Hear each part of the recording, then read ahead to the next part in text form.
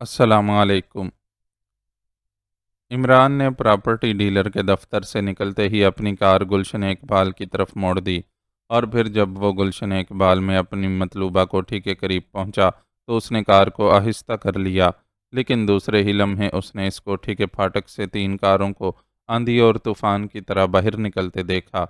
वो तीनों कारें तेज़ी से दौड़ती हुईं उसके करीब से गुजरती चली गईं। इमरान ने देखा कि उन सब कारों में गैर मुल्की भरे हुए थे। वो तेज़ी से आगे बढ़ते चले गए और इमरान ने भी बड़ी फुर्ती से अपनी कार मोड़ दी और फिर उसने इन कारों का ताक़ुब करना शुरू कर दिया। कारों की तेज़ रफ्तारी से ज़ाहिर हो रहा था कि वो कोई बड़ी वारदात करके भागे चले जा रहे हैं। इमरान उनका बड़े मोहतात अंदाज से ताक़ुब करता हुआ रैबट रोड पर पहुंच गया और फिर ये तीनों कारें रैबट रोड की एक रिहायशी कोठी के गेट में गायब हो गईं। इमरान अपनी कार आगे बढ़ाए लिए गया और फिर उसने कुछ फासले पर जाकर कार रोकी और बाहर उतर आया। जिस जगह उसने कार रोकी थी वहां करीब ही एक पब्लिक फ़ोन बूथ मौजूद था। इमरान कार से उतरकर फ़ोन बूथ में दाखिल हुआ और उसने जेब से चंद सिक्के निकालकर बॉक्स में डाले और फिर रिसीवर उठाकर उसने नंबर डायल करने शुरू कर दिए। Yes, Siddiqui speaking. दूसरी तरफ से सदीकी की आवाज़ सुनाई दी। X2। इमरान ने मखसूस लहजे में कहा। यस सर, सदीकी ने चौंकते हुए मगर मुअद्दबाना लहजे में कहा। तुम्हारी रहायशगाह गुलशन इकबाल में है। फ़ौरन अपनी कार लेकर कोठी नंबर 512 पर पहुंच जाओ और उसकी निगरानी करो। अगर कोई उसमें से निकले तो उसका ताक़ुब करो और सुनो, B1 ट्रांसमीटर साथ ले लेना। तुमने अपनी रिपोर्ट बराह रास्त इमरान को देनी है और अब मज़ीद हिदायत भी उसी से लेनी है। इमरान ने X2 के लहजे में उसे हिदायत देते हुए कहा। यस सर, दूसरी तरफ से सदीकी ने मुअद्दबाना लहजे में जवाब देते हुए कहा और इमरान ने रिसीवर क्रैडल पर रखा और फिर फ़ोन बूथ से बाहर निकल आया और फिर कार में बैठकर उसने नज़रें उस कोठी के फाटक पर लगा दी। तकरीबन 5 मिनट बाद जब उसे यकीन हो गया कि सदीकी गुलशन इकबाल वाली कोठी तक पहुंच गया होगा, उसने डैशबोर्ड के नीचे लगा हुआ एक बटन दबाया तो डैशबोर्ड का एक खुफिया खाना खुल गया और इमरान ने उसके अंदर मौजूद B1 ट्रांसमीटर पर सदीकी की मखसूस फ्रीक्वेंसी सेट की और बटन दबा दिया। Hello hello, Imran calling over. Imran ने मुसलसल ये फ़िक्रा दोहराते हुए कहा। Yes, Siddiqui speaking from this and over. चंद लम्हों बाद ट्रांसमीटर से सदीकी की आवाज़ निकली। सदीकी, तुम गुलशन इकबाल की कोठी तक पहुंच गए हो या नहीं? ओवर। इमरान ने पूछा। हाँ, मैं इस कोठी के सामने मौजूद हूँ। अभी 2 कारें इस कोठी में दाखिल हुई हैं। इनमें गैर मुल्की हैं। ओवर। सदीकी ने जवाब दिया। ओह अच्छा, ठीक है, निगरानी करो। कोई ख़ास बात हो तो मुझे रिपोर्ट कर देना। ओवर। इमरान ने चौंकते हुए कहा। ओह इमरान साहब, पुलिस की जीपें आ रही हैं सायरन बजाती हुई। ओवर। सदीकी ने चौंकते हुए कहा और इमरान पुलिस कारों की बात सुनकर चौंक पड़ा। क्या हुआ? क्या कारें इस कोठी में गई हैं? ओवर। इमरान ने चंद लम्हों के तौक़ुफ़ के बाद पूछा। ओह नहीं इमरान साहब, ये कारें आगे निकल गई हैं। ओवर। दूसरी तरफ से सदीकी ने कहा और इमरान ने एक तवील सांस लिया। ओके, मुझे रिपोर्ट कर देना और अगर इस कोठी से कोई बाहर निकले तो तुमने उसकी निगरानी करनी है। Over and all. इमरान ने कहा और ट्रांसमीटर का बटन ऑफ करके उसने डैशबोर्ड बंद किया और फिर वो कार का दरवाज़ा खोलकर बाहर निकलने ही लगा था कि डैशबोर्ड से टूं टूं की तेज़ आवाज़ें उभरीं और इमरान चौंक कर मुड़ा और फिर उसने दोबारा ट्रांसमीटर ऑन कर दिया। Hello hello, Siddiqui calling over. Button दबते ही दूसरी तरफ से सदीकी की तेज़ आवाज़ सुनाई दी। यस, इमरान बोल रहा हूँ। क्या बात हो गई सदीकी? ओवर। इमरान ने पूछा। इमरान साहब, पुलिस कारों के आगे बढ़ते ही अंदर जाने वाली दोनों कारें बाहर आ गई हैं और यहाँ मुझसे कुछ फासले पर रुक गई हैं। उसी लम्हे पुलिस कारें भी वापस आईं और फिर वो इस कोठी के सामने रुक गईं और सिपाही इसमें से उतर कर अंदर जाने लगे तो ये दोनों कारें आगे बढ़ गईं। अब मैं इनका ताक़ुब शुरू कर रहा हूँ। ओवर। सदीकी ने तेज़ लहजे में कहा। गुड, एहतियात से ताक़ुब करना, इन्हें मशकूक नहीं होना चाहिए। ओवर। इमरान ने जवाब दिया। बेफिक्र रहें। ओवर। दूसरी तरफ से सदीकी ने जवाब दिया। ओके, जहाँ ये जाएं मुझे रिपोर्ट देना, मैं इंतज़ार करूँगा। Over and all. इमरान ने कहा और इसके साथ ही ट्रांसमीटर ऑफ कर दिया। सूरत हाल काफ़ी उलझ गई थी। ये हेडक्वार्टर तो एक्रीमियन एजेंटों का था, फिर इनमें से इन कारों का निकलना जो शक्ल व सूरत से रूसिया ही मालूम हो रहे थे और फिर 2 कारों का जाना बाहर आना اور پولیس کارروائی یہ سب الجھے ہوئے سرے تھے۔ اس نے دراصل اس ریبٹ روڈ والی کوٹھی میں داخل ہونے کا فیصلہ کیا تھا، لیکن وہ چاہتا تھا کہ پہلے گلشن اقبال والی کوٹھی کے متعلق تفصیلات مل جائیں تاکہ معلوم ہو سکے کہ اصل چکر کیا ہے، اور اب اس نے یہی فیصلہ کیا تھا کہ جب صدیقی کی حتمی رپورٹ ملے گی تب ہی وہ مزید اقدام کرے گا۔ چنانچہ وہ کار میں بیٹھا رہا۔ تقریباً 10 منٹ بعد اس نے دور سے دو کاریں تیزی سے اپنی طرف آتی دیکھیں۔ وہ ایک دوسرے کے پیچھے بہت تیزی سے دوڑتی ہوئی آ رہی تھیں۔ ان کا انداز ایسا تھا جیسے وہ ریس کورس میں ورلڈ ٹائٹل جیتنے کے لیے ریس میں شامل ہوں۔ دوسرے لمحے دونوں کاریں اس کوٹھی کے گیٹ کے سامنے آ کر رک گئیں اور پھر اس میں سے غیر ملکی باہر نکلنے لگے۔ یہ تعداد میں 6 تھے۔ ان کی جیبیں ابری ہوئی تھیں اور ہاتھوں میں بھاری مشین گنیں تھیں، اور پھر وہ دوڑتے ہوئے کوٹھی کے پھاٹک کی طرف بڑھے۔ ان میں سے ایک نے جیب میں ہاتھ ڈال کر کوئی چیز پھاٹک پر ماری۔ ایک زوردار دھماکہ ہوا اور پھاٹک کے پرخچے اڑتے چلے گئے، اور پھر وہ بے تحاشا فائرنگ کرتے ہوئے اور بم پھینکتے ہوئے کوٹھی کے اندر داخل ہو گئے، اور عمران کے لبوں پر زہریلی مسکراہٹ رینگنے لگی۔ وہ آنے والوں کو پہچان چکا تھا، وہ ایکریمین تھے۔ اسی لمحے اس نے صدیقی کی کار کو اپنے ساتھ رکتے ہوئے دیکھا، اور صدیقی کو دیکھتے ہی وہ سمجھ گیا کہ آنے والے گلشن اقبال والی کوٹھی سے آئے ہیں۔ اب کوٹھی کے اندر خوفناک دھماکوں اور فائرنگ کی آوازوں کے ساتھ ساتھ چیخوں کا شور بھی برپا تھا۔ صدیقی، تم اس کوٹھی کی پشت پر موجود سڑک کی طرف جاؤ۔ ہو سکتا ہے کوئی ادھر سے نکلے تو اس کا تعاقب کرنا، میں سامنے سے دیکھوں گا، عمران نے کہا، اور صدیقی نے سر ہلاتے ہوئے کار آگے بڑھا دی۔ ابھی صدیقی کو گئے ہوئے چند ہی لمحے گزرے ہوں گے کہ کوٹھی کے اندر سے 3 افراد بھاگتے ہوئے باہر آئے، اور پھر ان میں سے 2 ایک کار میں اور ایک دوسری کار میں سوار ہو گیا، اور دوسرے لمحے کاریں تیزی سے آگے بڑھتی چلی گئیں۔ دھماکوں اور فائرنگ سے ارد گرد کا علاقہ گونج اٹھا تھا، لیکن یہاں کے لوگ باہر نکلنے کی بجائے شاید سہم کر اندر ہی دبک گئے تھے، کیونکہ سڑک پر اب کوئی آدمی بھی نظر نہ آ رہا تھا۔ عمران نے بھی کار آگے بڑھائی، اور پھر وہ بڑے محتاط انداز میں ان کا تعاقب کرنے لگا۔ وہ سمجھ گیا تھا کہ ان کے 3 ساتھی مقابلے میں مارے جا چکے ہیں، کیونکہ جب وہ اندر گئے تھے تو تعداد میں 6 تھے، لیکن اب وہ 3 باقی رہ گئے تھے۔ اسی لمحے ڈیش بورڈ سے ٹوں ٹوں کی آوازیں نکلنے لگیں۔ عمران نے ٹرانسمیٹر کا بٹن آن کر دیا۔ Hello, Siddiqui speaking, over. Siddiqui کی آواز سنائی دی۔ یس، عمران بول رہا ہوں، اوور، عمران نے جواب دیا۔ عمران صاحب، اس کوٹھی سے تو کوئی نہیں نکلا، البتہ ملحقہ کوٹھی کے عقبی دروازے سے ایک غیر ملکی ایک چھوٹی سپورٹس کار چلاتا ہوا نکلا ہے۔ وہ کافی پریشان سا لگتا تھا۔ میں اس کا تعاقب کر رہا ہوں۔ میں نے سوچا کہ آپ سے پوچھ لوں کہ میں اس کا تعاقب کروں یا نہیں۔ اوور، صدیقی نے کہا۔ اس کا حلیہ کیا ہے؟ اوور، عمران نے پوچھا، اور صدیقی نے جواب میں حلیہ بتا دیا۔ یہ حلیہ ان میں سے ایک کا تھا جو گلشن اقبال والی کوٹھی سے نکلے تھے اور جن کا تعاقب کرتا ہوا عمران آیا تھا۔ وہ ٹھیک آدمی ہے، اس کا انتہائی احتیاط سے تعاقب کرنا۔ اوور، عمران نے جواب دیا۔ اوکے سر، صدیقی نے جواب دیا، اور عمران نے اوور اینڈ آل کہہ کر رابطہ ختم کر دیا۔ مختلف سڑکوں سے گزرنے کے بعد دونوں کاریں الحمرا کالونی میں داخل ہوئیں اور پھر ایک چھوٹی سی کوٹھی کے پھاٹک پر رک گئیں۔ عمران نے ان سے کافی فاصلے پر کار روک دی۔ چند لمحوں بعد پھاٹک کھلا اور دونوں کاریں کوٹھی کے اندر چلی گئیں۔ پھاٹک بند ہو گیا۔ عمران نے ٹرانسمیٹر آن کیا اور صدیقی کو کال کرنے لگا۔ یس، صدیقی اسپیکنگ، اوور۔ چند لمحوں بعد صدیقی کی آواز سنائی دی۔ کیا پوزیشن ہے؟ اوور، عمران نے پوچھا۔ سر، وہ غیر ملکی خیابان ہاسٹل میں داخل ہوا ہے، اس کی کار باہر موجود ہے۔ اوور، دوسری طرف سے کہا گیا۔ خیابان ہاسٹل؟ لیکن وہ تو بہت وسیع و عریض عمارت ہے، وہ کس کمرے میں گیا ہے؟ اوور، عمران نے پوچھا۔ میں تو صرف باہر رک کر ہی نگرانی کر رہا ہوں، اب آپ کہیں تو اس کمرے کے بارے میں بھی انکوائری کروں؟ اوور، صدیقی نے جواب دیا، اور عمران نے محاورتاً نہیں بلکہ حقیقتاً سر پیٹ لیا۔ صدیقی نے حماقت کی انتہا کر دی تھی۔ خیابان ہاسٹل بہت وسیع و عریض عمارت تھی اور اس کے بے شمار راستے مختلف سڑکوں پر پڑتے تھے۔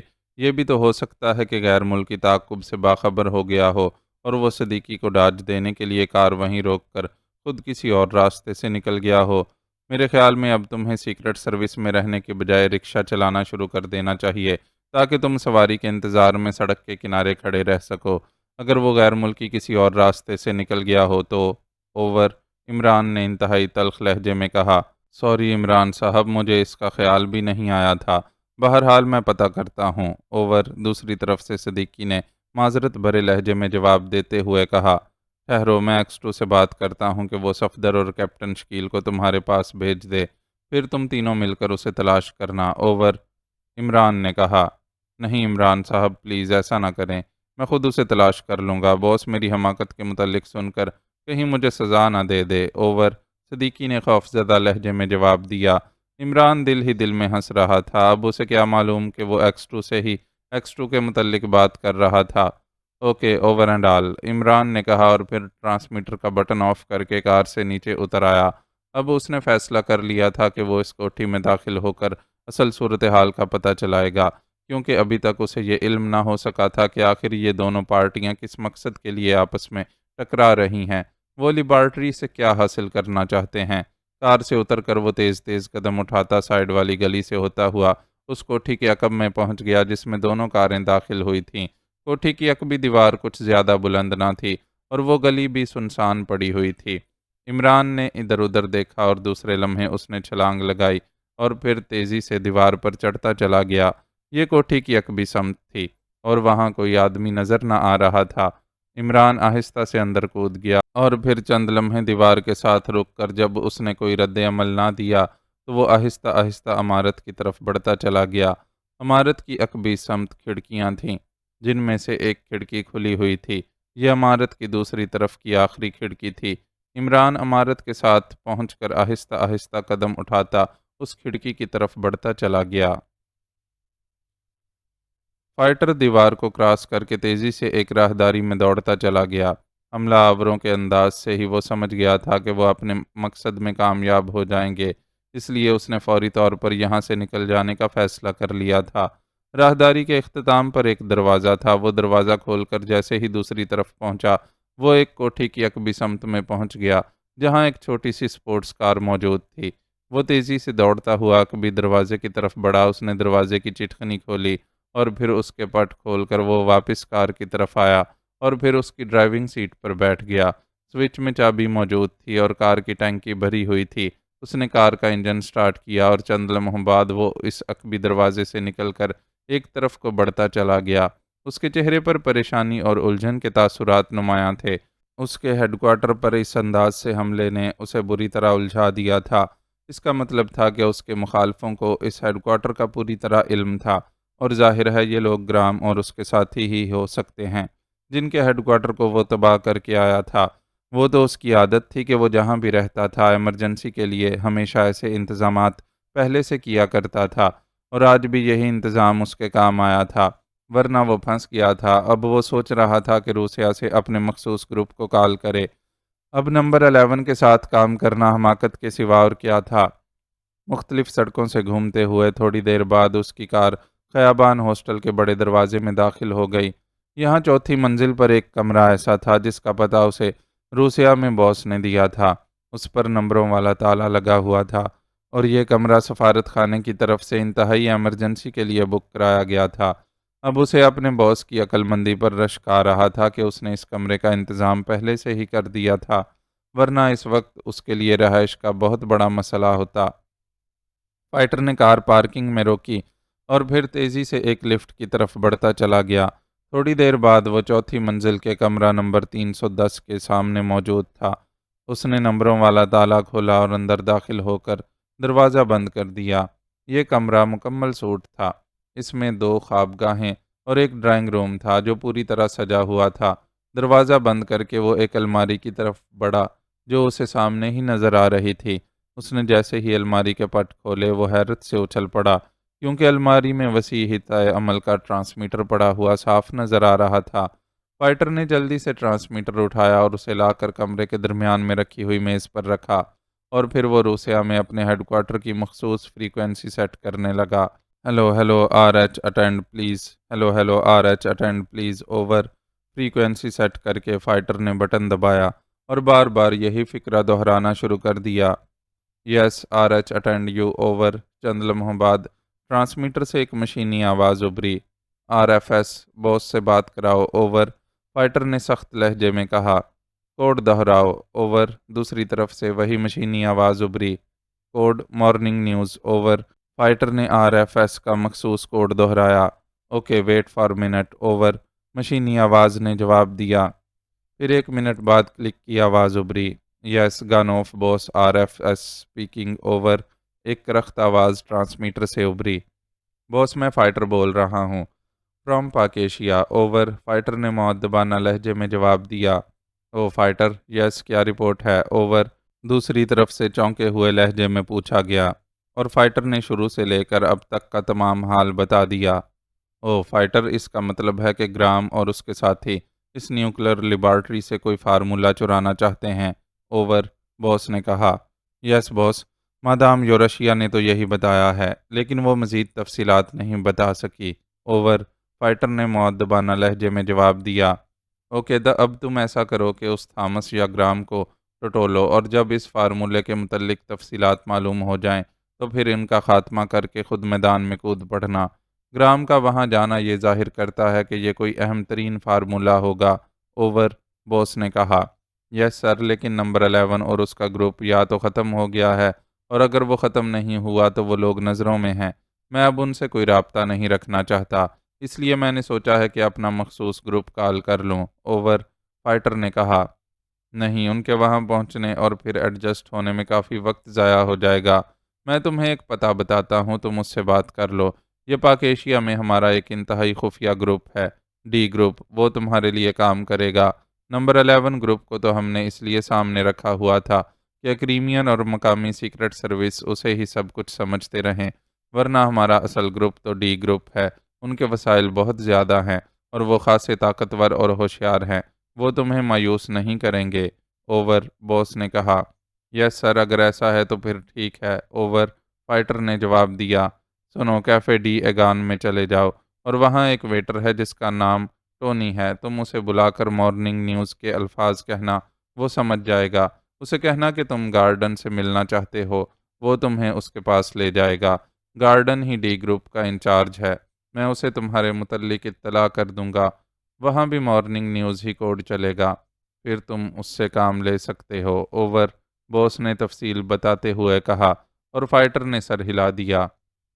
Thank you boss. आपने मेरी एक बहुत बड़ी मुश्किल हल कर दी। ओवर। फाइटर ने कहा। सुनो फाइटर मकामी सीक्रेट सर्विस तो अभी तुम्हारे झगड़ों में मुलविस नहीं हुई। ओवर। बॉस ने पूछा। नो सर फिलहाल तो नहीं दूर दूर तक उनका पता नहीं है। ओवर। फाइटर ने जवाब दिया। उसने जानबूझकर इस झगड़े का जिक्र ना किया था जो उसने एक गैर मुल्की लड़की और मकामी आदमी से किया था और जिनके मुतल्लिक डॉक्टर ने ये राय दी थी कि उनका ताल्लुक सीक्रेट सर्विस से हो सकता है क्योंकि ये सारा झगड़ा और फिर उन्हें जिंदा छोड़कर आना सरासर फाइटर की वक्ती हमाकत का सबूत था और वो इसे बॉस के नोटिस में ना लाना चाहता था। ठीक है उसकी तरफ से पूरी तरह मोहतात रहना। ओवर। बॉस ने इत्मीनान भरे लहजे में कहा। बेहतर बॉस मैं मोहतात हूँ। ओवर। फाइटर ने जवाब दिया और दूसरी तरफ से बॉस ने ओवर एंड ऑल कहकर राब्ता ख़त्म कर दिया। फाइटर ने ट्रांसमीटर ऑफ करके उसे वापस अलमारी में रखा और फिर उसी अलमारी से उसने मेकअप का सामान निकाला और मेकअप करके उसने अपना हुलिया अक्रीमियन बना लिया। उसके बाद लिबास तब्दील करके वो इस सूट से बाहर आ गया। ताला लगाकर वो वापस लिफ्ट के ज़रिए नीचे वाले हाल में पहुंचा। उसका रुख पार्किंग में खड़ी अपनी कार की तरफ ही था कि अचानक उसकी नज़रें एक तरफ खड़े हुए एक मकामी आदमी पर पड़ीं जिसकी नज़रें फाइटर की कार पर जमी हुई थीं। वो आदमी नीले रंग की एक सैलून कार के साथ खड़ा हुआ था। फाइटर को अचानक ख्याल आ गया कि वो इस नीले रंग की सैलून कार को पहले भी अपने पीछे आते देख चुका है लेकिन उस वक्त परेशानी की वजह से उसने कोई ख्याल ना किया था। लेकिन अब इस मकामी को अपनी कार में दिलचस्पी लेते देखकर उसके तरबियत याफ्ता जहन में खतरे की घंटियां बज उठी। चुनाचे उसने अपना रुख बदला और फिर वो बड़े इत्मीनान से चलता हुआ उस मकामी के सामने से गुजरता चला गया। मकामी आदमी ने उसे देखा लेकिन उसके चेहरे और आंखों में ऐसे कोई तासुरात फाइटर को नजर ना आए जिससे वो समझता कि मकामी आदमी ने उसे पहचान लिया है। अब वो अपनी एहतियात की दिल ही दिल में दाद देने लगा कि उसने मेकअप के साथ साथ लिबास भी तब्दील कर लिया था वरना मकामी आदमी से पीछा छुड़ाना मुश्किल हो जाता। वो बॉस की पेशबीनी पर खुश था कि उसने वार्डरोब में हर साइज़ और हर टाइप के लिबास मुहैया कर दिए थे ताकि वहां पहुंचने वाले किसी भी शख्स को कोई मुश्किल पेश ना आए। उसने सड़क पर आकर एक टैक्सी रोकी और फिर उसे कैफ़े डिएगान का पता देकर बैठ गया। टैक्सी आगे बढ़ गई तो फाइटर ने मुड़कर देखा वो मकामी अभी तक वहीं खड़ा था। کمرے میں گرام بڑی بے چینی کے عالم میں ٹہل رہا تھا۔ اس کے چہرے پر شدید پریشانی کے آثار نمایاں تھے، جبکہ تھامس ایک طرف خاموش کھڑا تھا۔ میرے خیال میں اب مجھے اپنا گروپ کال کر لینا چاہیے، اب اس کے سوا اور کوئی صورت باقی نہیں رہی۔ گرام نے رک کر تھامس سے مخاطب ہو کر کہا، یس باس، میرا تو پورا گروپ ختم ہو گیا ہے، میرے علاوہ صرف ایک آدمی باقی رہ گیا ہے، اور ظاہر ہے کام کرنے کے لیے ہمیں بہت سے لوگوں کی ضرورت پڑ سکتی ہے۔ تھامس نے جواب دیا، چلو یہ تو ہوا کہ ہم نے روسیاہی ایجنٹوں کا تو خاتمہ کر دیا، اب ان کی طرف سے تو کوئی خطرہ باقی نہیں رہا، اب ہم اطمینان سے کارروائی کر سکتے ہیں۔ گرام نے دوبارہ کرسی پر بیٹھتے ہوئے کہا، مگر باس، روسیا اپنے مزید ایجنٹ بھیج سکتا ہے۔ تھامس نے بھی ایک کرسی سنبھالتے ہوئے کہا، ان کے آنے سے پہلے ہم اپنا مشن مکمل کر لیں گے۔ تم نے کسی سیکرٹری کے متعلق کہا تھا؟ گرام نے پوچھا۔ وزارت سائنس ریسرچ کے چیف سیکرٹری ایم ایچ جاں باز، تھامس نے جواب دیا۔ کیا تمہیں اس کی رہائش گاہ کا علم ہے؟ گرام نے چونکتے ہوئے پوچھا۔ جی ہاں، آفیسرز کالونی میں رہتے ہیں، میں ایک بار ان سے مل چکا ہوں، تھامس نے جواب دیا۔ تو آؤ، اب ہمیں فوری کارروائی کر لینی چاہیے، فارغ بیٹھنے سے کوئی فائدہ نہیں، گرام نے اٹھتے ہوئے کہا۔ میرا آدمی کیا وہ بھی ساتھ جائے گا؟ تھامس نے کہا۔ نہیں، وہ یہیں رہے گا، آؤ، گرام نے کہا، اور پھر اس نے ایک طرف پڑا ہوا اپنا بریف کیس اٹھا لیا جس میں میک اپ کا جدید ترین سامان موجود تھا۔ ابھی وہ کمرے کے دروازے تک پہنچے تھے کہ اچانک انہیں دور سے ایک ہلکے سے دھماکے کی آواز سنائی دی۔ دھماکہ ایسا تھا جیسے کوئی کودا ہو۔ تھامس تیزی سے کھڑکی کی طرف دوڑتا چلا گیا، اور پھر دوسرے لمحے وہ تیزی سے واپس آیا۔ او باس، عمران اندر آیا ہے، وہ ہمارا پیچھا کر رہا ہے، تھامس نے انتہائی گھبرائے ہوئے لہجے میں کہا۔ عمران، اور یہاں؟ وہ یہاں کیسے پہنچ گیا؟ کیا وہ بھوت ہے جسے ہر بات کی پہلے سے خبر ہو سکتی ہے؟ گرام نے حیرت بھرے لہجے میں کہا۔ باس، میرا خیال ہے ہمیں فوراً یہاں سے نکل جانا چاہیے۔ عمران کے اندر کودنے کا مطلب ہے کہ کوٹھی کو باہر سے گھیرا جا چکا ہوگا، تھامس نے کہا۔ لیکن پھر باہر کیسے جائیں گے؟ گرام نے تشویش بھرے لہجے میں کہا۔ آئیے، ملحقہ کوٹھی خالی ہے، ہم درمیانی دیوار سے کود کر اس کوٹھی کے ذریعے آسانی سے نکل جائیں گے، اس کا ایک دروازہ سائڈ گلی میں کھلتا ہے، تھامس نے کہا، اور گرام سر ہلاتا ہوا اس کے پیچھے باہر نکل گیا۔ وہ دونوں آگے پیچھے چلتے ہوئے تیزی سے برآمدے میں آئے جہاں تھامس کا ساتھی موجود تھا۔ تھامس نے اسے اپنے پیچھے آنے کا اشارہ کیا، اور پھر وہ تقریباً دوڑتے ہوئے درمیانی دیوار کی طرف بڑھے۔ دیوار کچھ زیادہ اونچی نہ تھی۔ پھر سب سے پہلے تھامس نے اچھل کر دیوار پر ہاتھ جمائے، اور دوسرے لمحے وہ اوپر چڑھ کر آہستہ سے دوسری طرف کود گیا۔ اس نے جان بوجھ کر دیوار کے ساتھ موجود زیبائشی جھاڑی پر چھلانگ لگائی تھی تاکہ نیچے گرنے کا ہلکا سا دھماکہ بھی نہ ہو۔ اس کے فوراً بعد گرام اور آخر میں تھامس کا ساتھی وکٹر بھی اس طرح جھاڑی پر کود کر نیچے اتر آئے۔ کوٹھی خالی پڑی ہوئی تھی۔ گرام نے بیگ پہلے ہی ادھر اچھال دیا تھا، چنانچہ اس نے بیگ اٹھایا اور پھر وہ تیزی سے دوڑتے ہوئے کوٹھی کا لان کراس کر کے سائیڈ والی گلی کی طرف بنے ہوئے ایک چھوٹے سے دروازے تک پہنچ گئے۔ تھامس نے دروازہ کھول کر دوسری طرف جھانکا، اور پھر وہ باہر آ گیا۔ گرام اور وکٹر نے بھی اس کی پیروی کی، اور پھر وہ تینوں آگے پیچھے چلتے ہوئے عقبی سڑک پر پہنچنے سے پہلے ایک اور گلی میں داخل ہو گئے۔ اس طرح مختلف گلیوں سے گزرنے کے بعد وہ کافی دور جا کر سڑک پر آئے، اور اب وہ یہ اتفاق تھا کہ ان کے سڑک پر پہنچتے ہی انہیں ایک خالی ٹیکسی مل گئی۔ تھامس نے ڈرائیور سے کیفے ایگان چلنے کے لیے کہا، اور ڈرائیور نے سر ہلاتے ہوئے کار آگے بڑھا دی۔ ایگان؟ گرام نے ایکریمین زبان میں تھامس سے پوچھا۔ یس باس، وہاں کا مالک گارڈن میرا بہت گہرا دوست ہے، وہ انتہائی طاقتور مجرم تنظیم کا سربراہ ہے جو اسمگلنگ اور اغوا کا کام کرنے میں ماہر ہے، ہمیں اس سے بہت فائدہ ہو سکتا ہے، تھامس نے بھی ایکریمین زبان میں جواب دیتے ہوئے کہا۔ کیا وہ مقامی ہے؟ گرام نے پوچھا۔ نہیں، وہ مغربی جرمنی کا رہنے والا ہے، تھامس نے جواب دیا، اور گرام نے سر ہلا دیا۔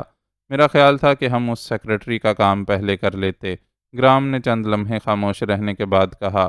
باس، اسے اغوا کرنا آسان نہیں ہے، کوٹھی پر زبردست پہرا رہتا ہے، اور ویسے بھی اکثر وہ غیر ملکی دورے پر رہتا ہے، ہم اگر براہ راست وہاں گئے تو ہم مشکوک بھی ہو سکتے ہیں۔ میرا خیال ہے اگر ہم گارڈن کو رقم دے دیں تو وہ آسانی سے اسے اغوا کرا سکتا ہے، اس کے بعد ہم اس کی جگہ لے سکتے ہیں، تھامس نے جواب دیا۔ اوکے، ٹھیک ہے، گرام نے جواب دیا، اور ٹیکسی سے باہر جھانکنے لگا۔ صورتحال ہی کچھ ایسی ہو گئی تھی کہ وہ اپنے آپ کو بے بس سا محسوس کر رہا تھا۔ حالانکہ کرائمیا سے آتے ہوئے اس کا خیال تھا کہ پاک ایشیا کا مشن ترنے والا ثابت ہوگا، لیکن یہاں آنے کے بعد اسے احساس ہو رہا تھا کہ اس قدر پیچیدہ اور مشکل صورتحال تو اسے انتہائی ترقی یافتہ ممالک میں بھی کبھی پیش نہ آئی تھی، اور پھر عمران تو کسی بھوت کی طرح اس کے پیچھے لگ گیا تھا۔ اسے یہ بات سمجھ نہ آ رہی تھی کہ آخر عمران کیسے ہر جگہ پہنچ جاتا ہے۔ وہ برنی کی کوٹھی پر پہنچ گیا، پھر وہ وہاں سے چھپ کر نکلے، اور ان کا ہیڈ کوارٹر تباہ تھا، تو انہوں نے روسیا ہی ہیڈ کوارٹر پر حملہ کر کے نئی جگہ پر آ گئے، لیکن عمران یہاں بھی پہنچ گیا۔ تھامس، میری سمجھ میں نہیں آ رہا کہ آخر عمران یہاں کیسے پہنچ گیا۔ کیا تم نے اسے ٹھیک پہچانا تھا؟ گرام نے قریب بیٹھے تھامس سے پوچھا۔ یس باس، وہ عمران ہی تھا، میں تو اس کے سائے کو بھی پہچان سکتا ہوں، تھامس نے جواب دیا۔ تو پھر وہ وہاں کیسے پہنچ گیا؟ گرام نے کہا۔ وہ ہے ہی ایسا آدمی، جتنا سوچا جائے آدمی الجھتا ہی چلا جاتا ہے، اونٹ کی طرح اس کی کوئی بھی کل سیدھی نہیں، تھامس نے جواب دیا۔ میرا خیال ہے پہلے مجھے اس کا ہی خاتمہ کر دینا چاہیے، تاکہ اس مصیبت سے تو جان چھوٹے، گرام نے اس بار غصیلے لہجے میں کہا۔ تھامس کیا جواب دیتا، خاموش رہا، اور تھوڑی دیر بعد ٹیکسی کیفے ایگان کے سامنے پہنچ گئی۔ وہ تینوں نیچے اتر آئے، تھامس نے اسے کرایہ ادا کیا، اور پھر وہ آگے پیچھے چلتے ہوئے کیفے میں داخل ہو گئے۔ کیفے کا ماحول خاصا مہذب سا تھا، قدرے اعلیٰ طبقے کے لوگ موجود تھے، اور وہاں عام کیفوں جیسا شور و غوغا نہ تھا، بلکہ ہر شخص سرگوشیوں میں باتیں کر رہا تھا۔ تھامس ایک خالی میز کی طرف بڑھ گیا، اور اس نے گرام کو بھی بیٹھنے کا اشارہ کیا، اور پھر ان تینوں کے بیٹھتے ہی ایک ویٹر ان کے قریب پہنچ گیا۔ یس سر، آرڈر، ویٹر نے مہذب لہجے میں پوچھا۔ وسکی لے آؤ، تھامس نے کہا، اور ویٹر سر ہلاتا ہوا واپس مڑ گیا۔ تم تو اس گارڈن سے ملنے آئے تھے، گرام نے حیرت بھرے لہجے میں کہا۔ باس، وہ ایسے کسی سے نہیں ملتا، اس کا طریقہ کار ہے۔ 10 منٹ بیٹھنے کے بعد میں کاؤنٹر پر ایک چٹ بھیجوں گا، جس میں ایک خصوصی کوڈ لکھا ہوا ہوگا۔ کاؤنٹر بوائے اس کوڈ کے حوالے سے گارڈن سے بات کرے گا، اور پھر وہ ملاقات کا وقت دے گا، تھامس نے جواب دیا، اور گرام نے منہ بنا لیا۔ اسے اب اپنے آپ پر غصہ آ رہا تھا کہ وہ تھامس کی وجہ سے اس فضول چکر میں پڑ گیا کہ اب ایک معمولی سے بدماش سے ملنے کے لیے بھی اسے انتظار کرنا پڑے گا، لیکن وہ خاموش رہا، کیونکہ فوری طور پر اس کے بغیر کوئی چارہ بھی نہ تھا، وہ اکیلا یہاں کچھ بھی نہ کر سکتا تھا۔ وسکی پینے کے بعد تھامس نے ویٹر کو بلا کر ایک چٹ لے آنے کے لیے کہا، اور جب ویٹر نے چٹ لا کر دی تو اس نے اس پر ایک 5 کونے والا ستارہ بنایا، اور اس ستارے کے اندر 110 لکھ کر اس نے وہ چٹ ویٹر کو دے دی کہ وہ اسے کاؤنٹر پر دے دے۔ ویٹر نے ایک نظر چٹ کو دیکھا، اور پھر سر ہلاتا ہوا واپس مڑ گیا۔ اس نے چٹ کاؤنٹر پر دی اور خود دوسرے آرڈر سرو کرنے میں مصروف ہو گیا۔ گرام اور تھامس خاموش بیٹھے رہے۔ 5 منٹ بعد ہی ویٹر واپس آیا۔ آئیے سر، ویٹر نے اس بار مؤدبانہ لہجے میں کہا۔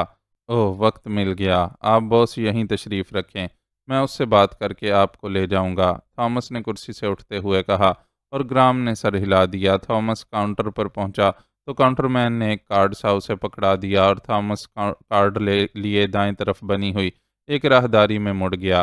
گرام خاموش بیٹھا اسے جاتے ہوئے دیکھتا رہا۔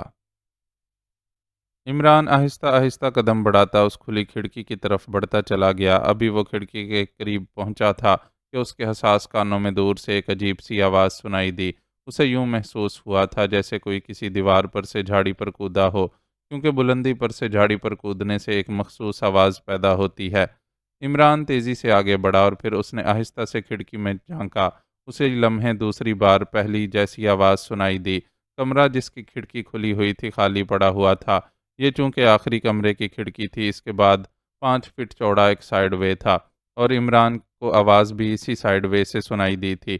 اس لیے عمران تیزی سے عمارت کے آخری سرے تک دوڑتا چلا گیا، اور پھر جب سائیڈ وے پر پہنچا تو اس نے اسی لمحے ایک آدمی کو دیوار پر چڑھ کر دوسری طرف کودتے دیکھا، اور ایک بار پھر وہی جھاڑی پر گرنے کی مخصوص آواز سنائی دی۔ یہ ملحقہ کوٹھی کی درمیانی دیوار تھی۔ عمران تیزی سے آگے بڑھا، اور پھر اس نے اچھل کر دیوار پر ہاتھ رکھے، اور جیسے ہی اس نے بازوؤں کے بل اپنے جسم کو اونچا کیا اور اس کا سر دیوار سے بلند ہوا، اس نے 3 افراد کو ملحقہ کوٹھی کی مخالف دیوار میں موجود ایک دروازہ کھول کر باہر نکلتے دیکھا۔ ان میں سے ایک کے ہاتھ میں بریف کیس تھا۔ عمران ان کی پشت دیکھ کر ہی پہچان گیا کہ یہ وہی تینوں ہیں جو روسیا ہی ہیڈ کوارٹر سے نکل کر یہاں آئے تھے۔ عمران نے واپس چھلانگ لگائی، اور پھر وہ بڑی تیزی سے پھاٹک کی طرف دوڑتا چلا گیا۔ کوٹھی میں چونکہ اور کوئی آدمی موجود نہ تھا، اس لیے وہ بغیر کسی رکاوٹ کے پھاٹک کی چھوٹی کھڑکی کھول کر باہر سڑک پر آ گیا۔ اس نے ادھر ادھر دیکھا لیکن ان تینوں میں سے کوئی بھی سڑک پر نہ تھا۔ عمران کی کار چونکہ کافی فاصلے پر کھڑی تھی، اس لیے عمران نے کار کی طرف جانے کے بجائے پیدل ہی آگے بڑھنا شروع کر دیا۔ اس کالونی کے متعلق اسے معلوم تھا کہ اس کی تمام سائیڈ گلیاں گھوم پھر کر واپس اسی سڑک پر آ نکلتی ہیں، اس لیے وہ تینوں چاہے کتنی ہی دور گلیوں میں گھومتے رہیں، انہوں نے لازماً سڑک پر واپس آنا ہے۔ چنانچہ وہ گلیوں میں گھسنے کی بجائے سڑک پر ہی چلتا ہوا آگے بڑھتا رہا، البتہ وہ سڑک پر موجود کوٹھیوں کی دیواروں کے ساتھ چل رہا تھا، اور پھر اچانک وہ ٹھٹک کر رک گیا۔ اس نے کچھ فاصلے پر ان تینوں کو ایک گلی سے نکل کر سڑک پر آتے دیکھ لیا تھا۔ اسی لمحے ایک ٹیکسی ان کے قریب آ کر رکی اور وہ تینوں اس ٹیکسی میں سوار ہو گئے۔ عمران بے چین نظروں سے ادھر ادھر دیکھتا رہا، مگر سڑک پر اور کوئی ٹیکسی موجود نہیں تھی۔ اسی لمحے عمران کی نظریں ایک کار پر پڑیں۔ یہ فاکسی تھی جو ایک کوٹھی کے گیٹ کے باہر رکی ہوئی تھی۔ عمران بجلی کی سی تیزی سے فاکسی کار کی طرف بڑھا۔ اس نے اس کے ہینڈل پر ہاتھ رکھا تو اس کے چہرے پر مسکراہٹ ابھر آئی، کیونکہ گیٹ لاک نہ تھا۔ وہ بجلی کی سی تیزی سے ڈرائیونگ سیٹ پر بیٹھا اور پھر اس نے جیب سے ایک پتلی سی تار نکال کر سوئچ میں ڈالی، اور چند لمحوں کی کوشش کے بعد وہ سوئچ آن کرنے میں کامیاب ہو گیا۔ دوسرے لمحے فاکسی کا انجن سٹارٹ ہوا اور عمران ایک جھٹکے سے اسے آگے بڑھاتا چلا گیا۔ اس نے ٹیکسی کو شہر کی طرف جانے والی سمت میں مڑتے دیکھ لیا تھا، اس لیے وہ فاکسی کو آگے بڑھائے لیے گیا۔ فاکسی کی رفتار ویسے بھی انتہائی تیز ہوتی ہے، اس لیے تھوڑی دیر بعد وہ اپنے اندازے کے مطابق اس ٹیکسی تک پہنچ گیا جس میں وہ تینوں سوار تھے۔ اس نے جیب میں ہاتھ ڈال کر ریڈی میڈ میک اپ کے سپرنگ اور مونچھیں نکالیں، اور چند ہی لمحوں میں وہ ناک میں سپرنگ پھنسا کر گھنی مونچھیں لگا چکا تھا۔ اب پہلی نظر میں اسے پہچانا نہ جا سکتا تھا۔ اس نے ریڈی میڈ میک اپ اس لیے ضروری سمجھا تھا کہ اسے ان لوگوں کے اس طرح فوری نکل بھاگنے سے اندازہ ہو گیا تھا کہ وہ اسے کوٹھی کے اندر کودتے دیکھ چکے ہیں، ورنہ وہ کاریں چھوڑ کر پھاٹک کی طرف نکلنے کی بجائے یوں ملحقہ کوٹھی کی دیواریں پھاند کر ٹیکسی میں نہ جاتے۔ ریڈی میڈ میک اپ کرنے کے بعد اس نے فاکسی کی رفتار بڑھائی اور پھر وہ اس ٹیکسی کو اوورٹیک کرتا ہوا آگے بڑھتا چلا گیا۔ اس نے کنکھیوں سے ٹیکسی کا جائزہ لیا اور اس کے چہرے پر اطمینان کے تاثرات ابھر آئے، کیونکہ وہی لوگ ٹیکسی میں سوار تھے جن کا تعاقب وہ کر رہا تھا۔ اس نے فاکسی کو کچھ دیر آگے رکھنے کے بعد نامحسوس طور پر دوبارہ پیچھے کر لیا، اور پھر اس نے دو تین کاروں کا مزید فاصلہ دے کر تعاقب کرنا شروع کر دیا۔ مختلف سڑکوں سے گزرنے کے بعد ٹیکسی ایک کیفے کے سامنے رک گئی۔ یہ کیفے ڈی ایگان کی عمارت تھی۔ عمران نے بھی کار کو کیفے کے کمپاؤنڈ میں موڑ دیا اور اسے ٹیکسی سے ذرا فاصلے پر روک دیا۔ اسی لمحے اس نے ایک غیر ملکی کو کرایہ دیتے اور پھر ان تینوں کو کیفے کے اندر جاتے دیکھا۔ عمران کار سے نیچے اترا اور پھر وہ لمبے لمبے ڈگ بھرتا کیفے کے دروازے کی طرف بڑھتا چلا گیا۔ کیفے کے اندر داخل ہوتے ہی اس نے ان تینوں کو ایک طرف میز پر بیٹھے ہوئے دیکھا۔ وہ ویٹر کو آرڈر دے رہے تھے۔ عمران ایک خالی میز کی طرف بڑھ گیا۔ یس سر، آرڈر پلیز، اس کے بیٹھتے ہی ویٹر نے اس کے سر پر سوار ہوتے ہوئے کہا۔ وسکی، عمران نے برا سا منہ بناتے ہوئے کہا۔ ظاہر ہے اس کیفے کا ماحول ہی ایسا تھا کہ یہاں شراب سے ہٹ کر کوئی چیز منگوانا دوسروں کو اپنی طرف متوجہ کرنا تھا۔ وہ تینوں بھی اب اطمینان سے بیٹھے وسکی پی رہے تھے۔ ویٹر نے عمران کے سامنے وسکی کا پیگ رکھ دیا۔ عمران نے ادھر ادھر دیکھا اور پھر اس نے پیگ اٹھا کر اسے یوں منہ سے لگا لیا جیسے وہ واقعی وسکی پی رہا ہو۔ دو تین بار ایسا کرنے کے بعد اس نے بڑی پھرتی سے پیگ میں موجود وسکی کو میز کے سامنے رکھے ہوئے ایک نمائشی گملے میں انڈیل دیا اور جیب سے رومال نکال کر یوں منہ پونچھنے لگا جیسے لبوں اور مونچھوں پر لگی ہوئی وسکی کے قطرے صاف کر رہا ہو۔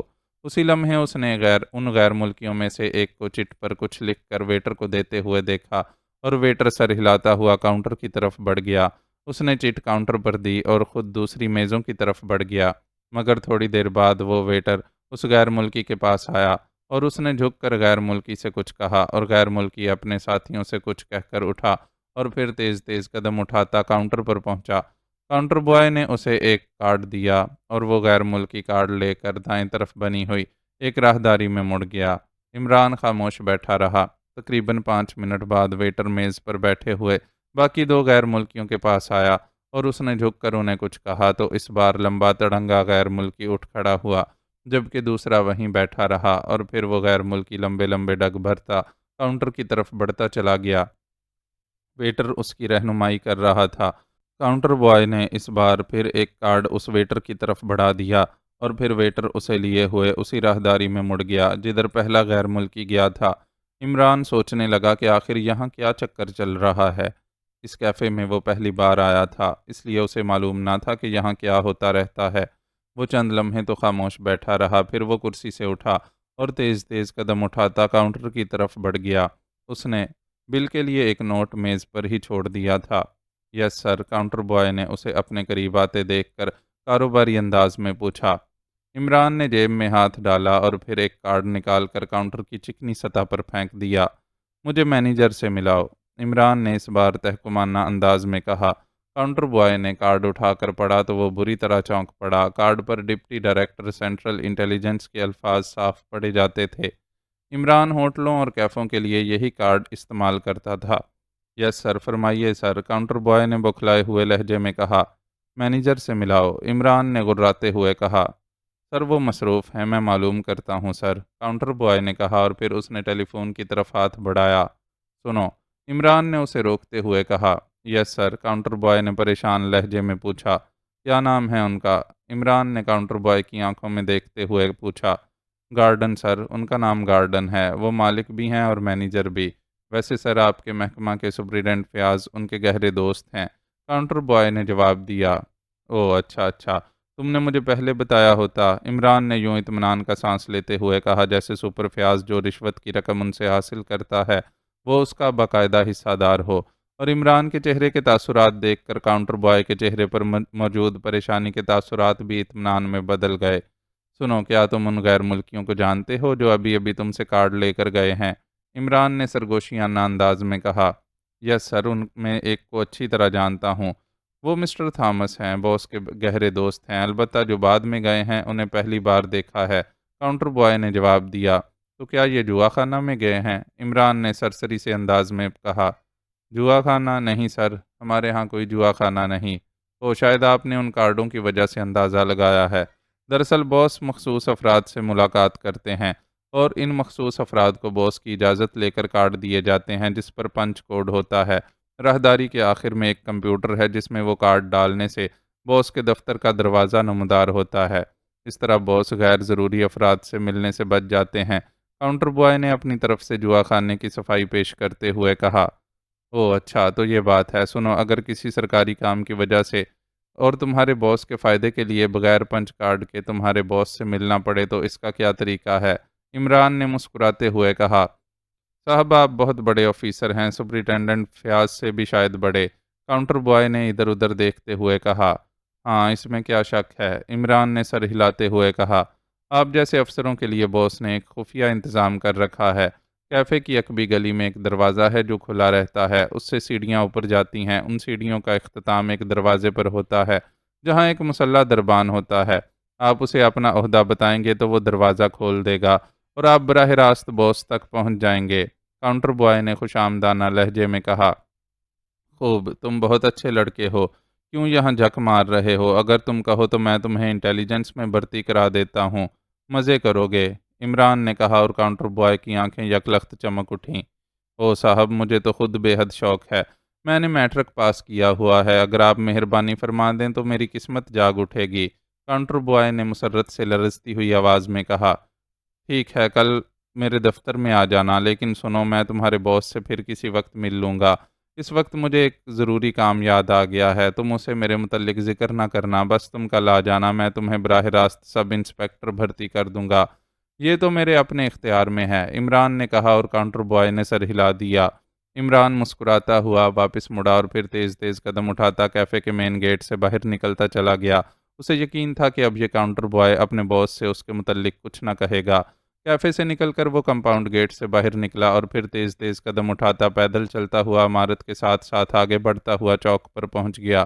چوک سے وہ دائیں طرف جانے والی سڑک پر مڑ گیا۔ کیفے کی عمارت کی اس طرف سائڈ تھی۔ تھوڑی دیر بعد وہ ایک تنگ سی گلی کے سرے پر پہنچ گیا۔ یہ گلی اس عمارت کی عقبی سمت میں چلی گئی تھی۔ گلی بند تھی اور اس میں جا بجا کوڑے کے ڈھیر سے پڑے ہوئے تھے۔ عمران کوڑے کے ڈھیروں سے قدم بچاتا ہوا گلی میں آگے بڑھتا چلا گیا اور پھر اسے وہ دروازہ نظر آ گیا جس کا ذکر کاؤنٹر بوائے نے کیا تھا۔ دروازہ کھلا ہوا تھا اور دروازے سے اوپر جاتی ہوئی سیڑھیاں صاف دکھائی دے رہی تھیں۔ عمران نے ادھر ادھر دیکھا اور پھر وہ احتیاط سے سیڑھیاں چڑھنے لگا۔ اسے بتایا گیا تھا کہ سیڑھیوں کے اختتام پر ایک مسلح دربان موجود ہوتا ہے اس لیے وہ خاص طور پر محتاط تھا، لیکن جب وہ سیڑھیوں کے اختتام پر پہنچا تو اس نے وہاں دروازے پر کوئی دربان نہ دیکھا۔ دروازہ بند تھا۔ عمران نے کی ہول سے آنکھ لگا دی اور عین اسی لمحے دروازہ ایک جھٹکے سے کھلا اور دوسرے لمحے عمران لڑکھڑاتا ہوا اندر پہنچ گیا۔ کمرے کے اندر مشین گنوں سے مسلح 5 افراد موجود تھے اور ظاہر ہے ان کی مشین گنوں کا رخ عمران کی طرف ہی تھا۔ عمران نے ایک طویل سانس لیتے ہوئے دونوں ہاتھ اٹھا دیے۔ ٹیکسی نے فائٹر کو کیفے ڈیے گان کی عمارت کے سامنے پہنچ کر اتار دیا۔ فائٹر نے اسے کرایہ دیا اور پھر تیزی سے مین گیٹ میں داخل ہو گیا۔ مین گیٹ کراس کرنے کے بعد وہ جب کیفے کے ہال میں پہنچا تو اس نے وہاں اپنی توقع سے کم رش دیکھا۔ اس کا خیال یہ تھا کہ اس قسم کے کیفوں میں ہر وقت شور شرابہ اور درمیانے طبقے کے افراد کا رش رہتا ہے، لیکن اس کیفے کا ماحول اس کی توقع کے برعکس تھا۔ یہاں قیمتی ملبوسات پہنے تھوڑے سے افراد مختلف میزوں پر موجود تھے جو سرگوشیوں میں باتیں کر رہے تھے۔ ماحول میں وقار اور سنجیدگی کا عنصر نمایاں تھا۔ فائٹر خاموشی سے ایک خالی میز پر جا کر بیٹھ گیا۔ دوسرے لمحے ایک باوردی ویٹر اس کے پاس پہنچ گیا۔ یس سر، آرڈر پلیز، ویٹر نے مؤدبانہ لہجے میں کہا۔ وسکی لے آؤ اور سنو، یہاں کوئی ویٹر ٹونی نام کا ہے؟ فائٹر نے ویٹر سے مخاطب ہو کر کہا۔ میرا نام ہی ٹونی ہے جناب، ویٹر نے غور سے فائٹر کو دیکھتے ہوئے کہا۔ اوہ، مارننگ نیوز اخبار دیکھا ہے تم نے؟ فائٹر نے چونکتے ہوئے کہا۔ یس سر، دیکھا ہے، ویٹر نے ایک طویل سانس لیتے ہوئے کہا۔ اس میں گارڈن کا ذکر ہے اور میں اس سے فوری ملنا چاہتا ہوں۔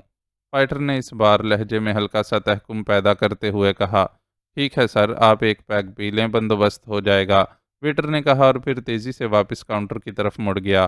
اس نے ہاتھ میں پکڑا ہوا مینیو کاؤنٹر پر رکھا اور خود تیزی سے بائیں طرف چھوٹی سی راہداری کی طرف مڑ گیا۔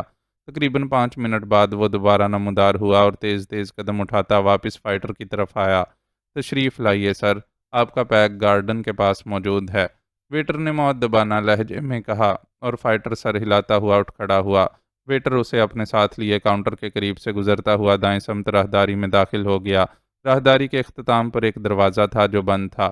ٹونی نے دروازے کی سائڈ میں لگے ہوئے سوئچ بورڈ پر موجود ایک بٹن کو دبایا تو دروازہ کھلتا چلا گیا۔ ٹونی نے فائٹر کو اندر آنے کا اشارہ کیا اور پھر وہ دونوں دروازے میں داخل ہو گئے۔ یہ ایک چھوٹا سا کمرہ تھا۔ دروازہ بند کر کے ٹونی نے اندر موجود سوئچ بورڈ کا ایک بٹن دبایا تو کمرہ لفٹ کی طرح اوپر چڑھتا چلا گیا، لیکن جلد ہی اس کی حرکت بند ہو گئی اور اس کے ساتھ ہی دروازہ خود بخود کھل گیا۔ اب وہ دونوں ایک اور راہداری میں آ گئے۔ اس راہداری کے اختتام پر خالی دیوار تھی۔ ٹونی نے دیوار پر اپنا ہاتھ رکھ کر اسے مخصوص انداز میں 3 بار دبایا تو دیوار درمیان سے 2 حصوں میں تقسیم ہو کر مخالف سمتوں میں ہٹتی چلی گئی۔ تشریف لے جائیے سر، باس آپ کے منتظر ہیں، ٹونی نے ایک قدم پیچھے ہٹتے ہوئے کہا اور فائٹر سر ہلاتا ہوا اندر داخل ہو گیا۔ یہ ایک خاصا بڑا کمرہ تھا جس کے درمیان میں رکھی ہوئی ایک بڑی سی میز کے پیچھے ایک ادھیڑ عمر مگر صحت مند جسم کا مالک ایک شخص بیٹھا ہوا تھا۔ فرمائیے، کیا حکم ہے؟ ادھیڑ عمر نے غور سے فائٹر کو دیکھتے ہوئے کہا۔ مارننگ نیوز، فائٹر نے اس کے قریب جاتے ہوئے کہا۔ اوہ، اپنا تعارف کرائیے، ادھیڑ عمر نے چونکتے ہوئے کہا۔ Fighter, agent number 1، long range, fighter نے الفاظ کو چباتے ہوئے کہا اور اس کے الفاظ جیسے ادھیڑ عمر پر بم کی طرح گرے۔ وہ ایک جھٹکے سے اٹھ کھڑا ہوا۔ اوہ سر، آپ، ویلکم سر، میری خوش قسمتی ہے سر کہ آپ سے ملاقات ہو گئی۔ مجھے ابھی تھوڑی دیر پہلے باس نے کال کیا تھا لیکن کوڈ اور تعارف ضروری تھا سر، امید ہے آپ محسوس نہیں کریں گے۔ ادھیڑ عمر کے لہجے میں انتہائی عاجزی شامل ہو گئی۔ ظاہر ہے ایک تو لانگ رینج کا نام ہی کافی تھا اور پھر اس کا ایجنٹ نمبر 1 فائٹر تو پورے روسیا کے لیے ہیرو ہونے کے ساتھ ساتھ فائٹر کے کارنامے بھی ایسے تھے کہ لوگ اس کے نام سے ہی دہشت زدہ ہو جاتے تھے۔ تم نے اچھا خاصا سیٹ اپ کر رکھا ہے یہاں، فائٹر نے کرسی پر بیٹھتے ہوئے کہا۔ یس سر، کرنا پڑتا ہے سر، ادھیڑ عمر گارڈن نے مؤدبانہ لہجے میں جواب دیتے ہوئے کہا۔ گڈ، مجھے خوشی ہے یہ تمام سیٹ اپ دیکھ کر۔ اس سیٹ اپ سے اندازہ ہوتا ہے کہ تمہاری کارکردگی یقیناً اچھی ہوگی، فائٹر نے سر ہلاتے ہوئے کہا۔ آپ کیا پینا پسند فرمائیں گے؟ گارڈن نے پوچھا۔ تمہارے پاس یقیناً ووڈکا ہوگی، فائٹر نے کہا۔ یس سر، بہت اچھی قسم کی ہے، گارڈن نے جواب دیا اور پھر اس نے میز پر پڑے ہوئے انٹرکام کا بٹن دبا کر ووڈکا کی بوتل اور جام کا آرڈر دے دیا۔ میرے لیے کیا احکامات ہیں سر؟ گارڈن نے آرڈر دینے کے بعد پوچھا۔ یہاں ایک ایکریمین ایجنٹ کام کرتا ہے تھامس، کیا تم اسے جانتے ہو؟ فائٹر نے پوچھا۔ یس سر، اچھی طرح جانتا ہوں، اسے میں نے دوست بنایا ہوا ہے تاکہ ضرورت کے وقت معلومات حاصل کی جا سکیں، گارڈن نے کہا۔ کیا وہ بھی تمہاری حیثیت جانتا ہے؟ فائٹر نے چونک کر پوچھا۔ وہ نہیں جناب، ڈی گروپ انتہائی خفیہ طریقے سے کام کرتا ہے، بظاہر ہم نے ایک سمگلنگ ریکٹ بنایا ہوا ہے، گارڈن نے جواب دیا۔ گوڈ، اس تھامس کے پاس اکریمیا کا ایک ٹاپ ایجنٹ گرام آیا ہوا ہے، میں نے ان کا ہیڈ کوارٹر تو تباہ کر دیا ہے، لیکن تھامس اور گرام دونوں نکل گئے ہیں۔ مجھے دراصل اس گرام کو اغوا کرانا ہے تاکہ میں اس سے ایک راز حاصل کر سکوں۔ اس راز کے حصول کے بعد ہی آئندہ مشن مکمل کیا جا سکتا ہے، فائٹر نے کہا۔ تھامس اور گرام دونوں کو سر ٹریپ کرنا ہے یا صرف گرام کو؟ گارڈن نے پوچھا۔ اگر دونوں آ جائیں تو زیادہ بہتر ہے، ورنہ گرام تو لازمی ہے، فائٹر نے جواب دیا۔ ٹھیک ہے سر، میں آج ہی کام شروع کر دیتا ہوں، آپ یقین کریں کہ آپ کی توقع سے پہلے ہی دونوں ٹریپ ہو جائیں گے۔ گرام کو تو میں نہیں جانتا، اس لیے پہلے تھامس کو کور کرنا ہوگا، پھر اس سے گرام کا پتہ کرنا پڑے گا، گارڈن نے جواب دیا۔ اسی لمحے دروازہ کھلا اور وہی ٹونی وارڈکا کی بوتل اور جام ٹرے میں رکھے اندر آیا، اور اس نے بڑے مؤدبانہ انداز میں بوتل اور جام فائٹر کے سامنے رکھ دیا اور خود تیز تیز قدم اٹھاتا واپس چلا گیا۔ گارڈن نے جام بنا کر فائٹر کی طرف بڑھایا اور فائٹر نے جام لے کر اس کی چسکیاں لینی شروع کر دیں۔ اس کے چہرے پر ایسے تاثرات پھیلنے لگے جیسے بڑی مدت کے بعد اسے اپنی پسندیدہ چیز ملی ہو۔ اسی لمحے کاؤنٹر سے موسیقی سی بلند ہوئی اور گارڈن نے چونک کر انٹرکام کی طرف دیکھا۔ یس، گارڈن نے تحکمانہ لہجے میں کہا، باس 5 کارنر سٹار نمبر 110 آپ سے ملنا چاہتا ہے۔ دوسری طرف سے ایک آواز ابھری۔ اوہ، کہاں ہے وہ؟ گارڈن نے بری طرح چونکتے ہوئے پوچھا۔ سر کیفے میں موجود ہے، اس کے ساتھ 2 آدمی اور بھی موجود ہیں، دوسری طرف سے کہا گیا۔ اوہ، اسے روم نمبر 4 میں پہنچا دو، میں وہیں آ رہا ہوں، گارڈن نے کہا اور انٹرکام کا بٹن آف کر دیا۔ کمال ہو گئی جناب، تھامس آ گیا ہے، گارڈن نے فائٹر سے مخاطب ہو کر کہا۔ تھامس؟ مگر 5 کارنر سٹار نمبر 110 کا کیا مطلب؟ کیا وہ تمہاری تنظیم کا رکن ہے؟ فائٹر نے چونکتے ہوئے پوچھا۔ رکن تو نہیں جناب، لیکن میں نے شناخت کے لیے خاص دوستوں کے ساتھ کوڈ مقرر کیا ہوا ہے، ہم بحیثیت تنظیم اس کے ایسے کام رقم لے کر دیتے ہیں جس سے روسیا کو کوئی دلچسپی نہ ہو، گارڈن نے جواب دیا۔ چلو اچھا ہوا وقت بچ گیا، فائٹر نے سر ہلاتے ہوئے کہا۔ اس کے ساتھ 2 آدمی اور ہیں، میں دیکھتا ہوں سر، ہو سکتا ہے گرام بھی ساتھ ہو، گارڈن نے کرسی سے اٹھتے ہوئے کہا۔ اسے کہاں ملو گے؟ کہاں ہے؟ فائٹر نے کہا۔ سر ملحقہ کمرے میں سر، گارڈن نے جواب دیا اور فائٹر نے سر ہلا دیا۔ گارڈن اٹھ کر اپنی پشت پر بنے ہوئے ایک دروازے کو کھول کر کمرے سے باہر چلا گیا۔ فائٹر خاموش بیٹھا ووڈکا کے جام پیتا رہا۔ تقریباً 10 منٹ بعد دروازہ کھلا اور گارڈن اندر داخل ہوا۔ اس کا چہرہ مسرت سے کھلا پڑ رہا تھا۔ ویری گڈ نیوز سر، واقعی اس کے ساتھ گرام ہے سر، اس نے مجھے بتایا ہے کہ اس کا ایک خاص آدمی اکریمیا سے آیا ہے، اس کا باس ہے، اور وہ مجھ سے کسی خاص شخصیت کو اغوا کرانا چاہتا ہے، گارڈن نے کہا۔ کیا اس نے خود گرام کا نام لیا ہے؟ فائٹر نے پوچھا۔ نو سر، نام تو اس نے نہیں لیا، لیکن میرا اندازہ یہی ہے، گارڈن نے جواب دیا۔ کیا ایسی صورت ہو سکتی ہے کہ میں یہ چیک کر سکوں کہ وہ کسے اغوا کرانا چاہتے ہیں؟ کیونکہ ہو سکتا ہے اس طرح ہمارے مشن کے لیے کوئی اہم کلو حاصل ہو جائے، فائٹر نے کہا۔ کیا گرام یا تھامس آپ سے واقف ہیں کسی بھی حیثیت سے؟ گارڈن نے پوچھا۔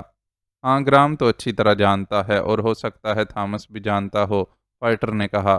تو سر میں ان سے بات چیت کرتا ہوں، ٹونی کو میں آپ کے پاس بھیج دیتا ہوں، وہ ٹیلی رینج آپ کو پہنچا دے گا، اس کے ذریعے آپ روم نمبر 4 میں ہونے والی کارروائی کو دیکھ بھی سکیں گے اور بات چیت سن بھی لیں گے، گارڈن نے کہا۔ ٹھیک ہے، بہرحال اب انہیں واپس نہیں جانا چاہیے، فائٹر نے کہا۔ بے فکر رہیں جناب، اب یہ واپس نہیں جا سکیں گے، ان کا تیسرا ساتھی باہر ہے، میں اس کا بھی بندوبست کر دوں گا، گارڈن نے کہا اور پھر واپس اسی دروازے کی طرف بڑھ گیا۔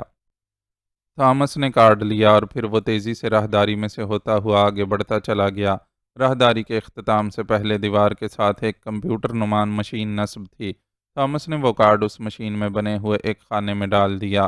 کارڈ مشین میں پہنچتے ہی ہلکی سی سیٹی کی آواز بلند ہوئی اور پھر کھٹاک سے اس کا نچلا خانہ کھلا اور اس میں سے ایک کارڈ نکل آیا۔ تھامس نے وہ کارڈ اٹھا لیا، اس پر 4 کا ہندسہ لکھا ہوا تھا۔ تھامس سر ہلاتا ہوا مڑا اور پھر اس نے اسی راہداری میں کمروں کے دروازوں کو دیکھنا شروع کر دیا۔ ایک دروازے پر 4 کا ہندسہ لکھا ہوا تھا۔ اس نے کارڈ کو دروازے پر بنے ہوئے ایک چھوٹے سے چوکھٹے پر رکھا اور پھر انگلیوں سے اسے دبا دیا۔ کھٹاک کی آواز سے وہ چوکھٹا ہٹ گیا اور کارڈ غائب ہو گیا۔ تھامس چونکہ پہلے بھی یہاں آتا رہتا تھا، اس لیے وہ یہاں کے طریقہ کار سے اچھی طرح واقف تھا۔ چند لمحوں بعد دروازہ خود بخود کھلتا چلا گیا۔ تھامس نے اندر قدم رکھا۔ یہ ایک طویل گیلری تھی اس کے اختتام پر سپاٹ دیوار تھی، لیکن جب تھامس اس دیوار کے قریب پہنچا تو دیوار درمیان سے پھٹ کر اطراف میں ہٹتی چلی گئی۔ اب سیڑھیاں نیچے جاتی نظر آ رہی تھیں۔ تھامس سیڑھیاں اتر کر ایک خاصے بڑے کمرے میں پہنچ گیا۔ اس کمرے میں ایک بڑی میز اور اس کے گرد 10 کے قریب کرسیاں رکھی ہوئی تھیں۔ تھامس نے بڑے اطمینان سے ایک کرسی کھینچی اور پھر اس پر بیٹھ گیا۔ چند لمحوں بعد شمالی دیوار میں ایک دروازہ کھلا اور گارڈن اندر آیا۔ اوہو مسٹر تھامس، آج آپ ادھر کیسے بھول آئے؟ گارڈن نے اندر داخل ہوتے ہی بڑے بے تکلفانہ انداز میں کہا۔ یار ایک کام آن پڑا ہے تم سے، ورنہ تمہاری یہ بھول بھلیوں سے میں بہت گھبراتا ہوں۔ تھامس نے اٹھ کر گارڈن کا استقبال کرتے ہوئے کہا اور گارڈن بے اختیار ہنس پڑا۔ اس نے تھامس سے مصافحہ کرتے ہوئے قدرے رازدارانہ لہجے میں کہا، یار یہ بھول بھلیاں بنا کر اور اس میں لوگوں کو گزار کر مجھے بڑا لطف آتا ہے۔ ایک تو سسپینس سا پیدا ہو جاتا ہے اور دوسرا آنے والے پر خواہ روب پڑ جاتا ہے، گارڈن نے کہا، اور اس بار تھامس ہنس پڑا اور پھر وہ دونوں آمنے سامنے بیٹھ گئے۔ ہاں اب بتاؤ میرے یار کو کیا کام آن پڑا ہے؟ گارڈن نے سنجیدہ ہوتے ہوئے کہا۔ کام تو معمولی سا ہے، پہلے میں ایک آدمی سے تمہارا تعارف کرانا چاہتا ہوں، سمجھ لو کہ یہ میرا باس ہے، اکریمیا سے آیا ہے۔ تھامس نے کہا۔ او تمہارا باس، پھر تو کوئی بہت بڑی شخصیت ہوگی، گارڈن نے چونکتے ہوئے کہا۔ ہاں نمبر 1 آدمی ہے، اور سنو اس کو عزت و تکریم ملنی چاہیے، تھامس نے سر ہلاتے ہوئے کہا۔ تم بے فکر رہو، تمہارا باس خوش ہو جائے گا، لیکن کام کیا ہے یہ بھی تو بتاؤ، گارڈن نے کہا۔ ایک خاص شخصیت کو اغوا کرانا ہے، تم فکر نہ کرو، جو معاوضہ تم کہو گے تمہیں ادا کر دیا جائے گا، لیکن کام انتہائی رازداری سے ہونا چاہیے۔ یہ تمہاری طرز کا اغوا نہیں ہے کہ رقم لے کر چھوڑ دیا، یہ حکومتی مسئلے ہیں، تھامس نے کہا۔ او ٹھیک ہے، تم بے فکر رہو، جیسے تم کہو گے ویسے ہی ہوگا۔ کہاں ہے تمہارا باس؟ گارڈن نے کہا۔ وہ کیفے میں موجود ہے، ساتھ ہمارا ایک اور ساتھی ہے، تھامس نے کہا۔ تمہارے باس کا حلیہ تاکہ ویٹر اسے پہچان لے، گارڈن نے کہا۔ وہ لمبے قد کا ہے، دوسرا چھوٹے قد کا ہے، تھامس نے کہا، اور گارڈن نے سر ہلا دیا اور کرسی سے اٹھ کھڑا ہوا۔ ٹھیک ہے میں ان کو بلواتا ہوں اور کچھ پینے پلانے کا بھی سامان کرتا ہوں، گارڈن نے اٹھتے ہوئے کہا، اور پھر وہ اسی دروازے سے باہر نکل گیا۔ تھامس خاموش بیٹھا رہا۔ اب اس کے چہرے پر اطمینان کے تاثرات ابھر آئے تھے۔ اسے یقین ہو گیا تھا کہ اب وہ اپنے مشن میں کامیاب ہو جائیں گے، کیونکہ وہ گارڈن کے وسائل کو اچھی طرح جانتا تھا۔ اس کے لیے سیکرٹری کو اغوا کرانا کوئی مشکل ہی نہ تھا۔ تقریباً 5 منٹ بعد وہی دروازہ کھلا جس میں سے تھامس اندر آیا تھا، اور اس میں سے گرام اندر داخل ہوا۔ اس کے چہرے پر تعجب کے آثار نمایاں تھے۔ تھامس اسے دیکھتے ہی اٹھ کھڑا ہوا۔ آئیے باس، میری بات ہو گئی ہے، کام ہو جائے گا، تھامس نے کہا۔ بڑے حیرت انگیز انتظامات ہیں یہاں کے، مجھے تو لگتا ہے کہ یہ لوگ عام قسم کے مجرم نہیں ہیں، گرام نے کرسی پر بیٹھتے ہوئے کہا۔ بہت منظم تنظیم ہے باس، تھامس نے خوش ہو کر کہا۔ اسی لمحے اندرونی دروازہ کھلا اور گارڈن اندر داخل ہوا۔ خوش آمدید جناب، میرا نام گارڈن ہے، گارڈن نے اندر آتے ہی مسکراتے ہوئے کہا۔ اس کا چہرہ کھلا پڑ رہا تھا۔ اس نے بڑے احترام بھرے انداز میں گرام سے مصافحہ کے لیے ہاتھ بڑھایا۔ گرام نے بھی جواب میں اس سے مصافحہ کیا۔ میرا نام جانسن ہے، تھامس نے آپ کی بڑی تعریف کی تھی، گرام نے مسکراتے ہوئے کہا۔ آپ بے فکر رہیں جناب، آپ کو ہم سے کوئی شکایت نہ ہوگی، گارڈن نے کرسی پر بیٹھتے ہوئے کہا۔ اسی لمحے بیرونی دروازہ کھلا اور ایک ویٹر اندر داخل ہوا۔ اس کے ہاتھ میں ٹرے تھی جس میں ایک بوتل اور 2 پیگ موجود تھے۔ اس نے بوتل اور پیگ میز پر رکھے اور پھر بوتل کھول کر اس نے شراب دونوں جاموں میں ڈالی اور ایک ایک جام بڑے احترام بھرے انداز میں تھامس اور گرام کی طرف بڑھا دیا۔ لیجیے جناب، یہ ہمارے اسٹاک کی سب سے بہترین شراب ہے، مجھے یقین ہے آپ اس سے لطف اندوز ہوں گے، گارڈن نے کہا۔ آپ؟ گرام نے چونکتے ہوئے کہا۔ آپ لیجیے، مجھے ڈاکٹر نے منع کیا ہوا ہے، مجھے گارڈس کی بیماری ہے، گارڈن نے جان بوجھ کر ایک غلط سا نام بول دیا تاکہ یہ لوگ اسے سمجھ ہی نہ سکیں، اور وہی ہوا، دونوں نے ہی سر ہلا دیا۔ کیا آپ مجھے وہ نام بتائیں گے جس کا اغوا آپ کرانا چاہتے ہیں؟ گارڈن نے کہا۔ سیکرٹری وزارت سائنسی ریسرچ جاں باز، تھامس نے شراب کی چسکی لیتے ہوئے کہا۔ ٹھیک ہے، ان کا پتہ دے دیں، کام ہو جائے گا، گارڈن نے یوں سرسری سے لہجے میں جواب دیا جیسے اس کے لیے یہ کوئی مسئلہ ہی نہ ہو۔ پھر اس سے پہلے کہ تھامس یا گرام جواب دیتے، اچانک میز پر پڑے ہوئے انٹرکام کی سیٹی بج اٹھی۔ گارڈن نے چونک کر ریسیور اٹھایا۔ یس، گارڈن نے حیرت بھرے لہجے میں کہا، کیونکہ اسے یہاں کسی کال کے آنے کی توقع نہ تھی۔ باس، آپ کے لیے کاؤنٹر سے اہم اطلاع ہے، دوسری طرف سے کہا گیا۔ اوہ اچھا، میں آ رہا ہوں، گارڈن نے کہا اور ریسیور رکھ کر وہ اٹھ کھڑا ہوا۔ آپ مجھے چند منٹ کی اجازت دیں، میں آ رہا ہوں، گارڈن نے کہا اور پھر تیز تیز قدم اٹھاتا وہ دروازے کی طرف مڑ گیا۔ تھامس اور گرام نے حیرت سے ایک دوسرے کو دیکھا، کیونکہ گارڈن کے چہرے پر یکلخت پریشانی کے آثار نمایاں ہو گئے تھے۔ ان کا کوئی اپنا مسئلہ ہوگا، تھامس نے سر ہلاتے ہوئے کہا۔ ان کے جام ختم ہو چکے تھے اور پھر تھامس نے دوبارہ جام بھرنے کے لیے بوتل کی طرف ہاتھ بڑھایا، لیکن اچانک اس کے جسم کو ایک زوردار جھٹکا لگا اور اس کے ساتھ ہی اس کا جسم میز پر ہی جھکتا چلا گیا۔ کیا ہوا؟ گرام تیزی سے تھامس کی طرف مڑا، مگر مڑتے ہی اس کے جسم کو بھی ایک زوردار جھٹکا لگا اور پھر اس نے اپنے آپ کو سنبھالنے کی بہت کوشش کی، لیکن اس کے ذہن پر یک لخت سیاہ چادر چھا گئی اور پھر وہ دڑام سے فرش پر گر گیا۔ وہ بے ہوش ہو چکا تھا۔ گارڈن روم نمبر 4 سے نکل کر راہداری میں ہوتا ہوا دوبارہ اپنے دفتر میں پہنچ گیا، جہاں فائٹر میز پر رکھے ہوئے ٹیلی رینج کی سکرین پر روم نمبر 4 کا منظر دیکھ رہا تھا۔ یہ گرام ہے، فائٹر نے گارڈن کو دیکھتے ہوئے کہا۔ یہ ابھی بے ہوش ہو جائیں گے سر، گارڈن نے کہا اور پھر اس نے میز پر پڑے ہوئے ایک ٹیلی فون کا ریسیور اٹھا لیا۔ ارے واہ، واقعی یہ دونوں ہی گر گئے ہیں، فائٹر نے مسرت بھرے لہجے میں کہا۔ یس، گارڈن سپیکنگ، گارڈن نے فائٹر کی طرف توجہ کیے بغیر کہا۔ چراغ بول رہا ہوں جناب، ابھی ابھی میرے پاس علی عمران پہنچا تھا۔ اس نے مجھے کارڈ دکھایا جس میں کسی اجنبی نام کے ساتھ ڈپٹی ڈائریکٹر سینٹرل انٹیلیجنس لکھا ہوا تھا، لیکن باس میں اسے اچھی طرح جانتا ہوں۔ وہ ان دو غیر ملکیوں کی طرف سے مشکوک تھا جنہیں کارڈ دے کر اندر بھیجا گیا تھا۔ وہ بغیر کارڈ کے آپ سے ملنا چاہتا تھا۔ میں اس کا مقصد سمجھ گیا تھا، اس لیے میں نے اسے عقبی طرف بھیج دیا ہے تاکہ وہ آسانی سے ٹریپ کیا جا سکے، دوسری طرف سے کہا گیا۔ اوہ، اس کا مطلب ہے کہ وہ ان غیر ملکیوں کا تعاقب کرتا ہوا آیا ہے۔ ٹھیک ہے، میں سنبھال لوں گا، گارڈن نے کہا اور اس نے ٹیلی فون کا ریسیور رکھا اور پھر انٹرکام کا ریسیور اٹھا کر ایک نمبر کو پریس کر دیا۔ گارڈن بول رہا ہوں، ایک خطرناک آدمی عمران بیک ٹریپ میں آ رہا ہے، اسے احتیاط سے کور کیا جائے، گارڈن نے کہا۔ یس سر، دوسری طرف سے کہا گیا اور گارڈن نے ریسیور رکھ دیا۔ یہ علی عمران کون ہے؟ فائٹر نے گارڈن سے پوچھا۔ یہ پاک ایشیا کا سب سے خطرناک آدمی ہے، مقامی سیکرٹ سروس سے اس کا گہرا تعلق ہے اور یہ تھامس اور گرام کا تعاقب کرتا ہوا یہاں آیا ہے، گارڈن نے جواب دیا۔ اس کے چہرے پر تشویش کے آثار نمایاں تھے۔ اوہ، تو یہ وہی علی عمران ہے جس کا نام ہر جگہ مشہور ہے۔ چلو اچھا ہے، آج اس کا بھی خاتمہ ہو جائے گا، فائٹر نے ایک جھٹکے سے اٹھتے ہوئے کہا۔ مگر سر، یہ شخص حد سے زیادہ چالاک اور عیار ہے، میرا خیال ہے کہ اس کے ساتھی یقیناً کیفے سے باہر ہوں گے، گارڈن نے کہا۔ تو کیا ہوا، اس کے ساتھیوں کو اس کی لاش بھی نہیں مل سکے گی؟ تمہارے پاس برقی بھٹی نہیں ہے؟ فائٹر نے شفاق لہجے میں کہا۔ جی ہاں ہے، پھر میں اسے گولی مارنے کا حکم دے دوں، گارڈن نے کہا۔ ابھی نہیں، پہلے اسے گرفتار کرو، میں اس سے باتیں کرنا چاہتا ہوں، میں نے اس کی ہر جگہ تعریف سنی ہے، میں دیکھنا چاہتا ہوں کہ یہ کیسا آدمی ہے، فائٹر نے کہا۔ ٹھیک ہے، پھر اسے گیس روم میں بھیجنا پڑے گا، ورنہ اس کا قابو آنا مشکل ہے، گارڈن نے کہا اور اس نے ایک بار پھر ریسیور اٹھا کر انٹرکام کا بٹن پریس کیا۔ عمران کے بارے میں کیا رپورٹ ہے؟ گارڈن نے پوچھا۔ وہ اس وقت سیڑھیاں چڑھ رہا ہے، بہت محتاط نظر آ رہا ہے، دوسری طرف سے کہا گیا۔ اسے کور کر کے فوری طور پر گیس روم میں دھکیل دو، اچھی طرح چیک کر لینا، جب یہ بے ہوش ہو جائے تو اسے بلیک روم میں بھجوا کر مجھے کال کرنا، گارڈن نے کہا اور دوسری طرف سے یس سر کے الفاظ سن کر اس نے ریسیور رکھ دیا۔ میرا خیال ہے آپ گرام پر تشدد کریں گے تبھی اس سے راز حاصل ہو سکے گا، گارڈن نے فائٹر سے مخاطب ہو کر کہا۔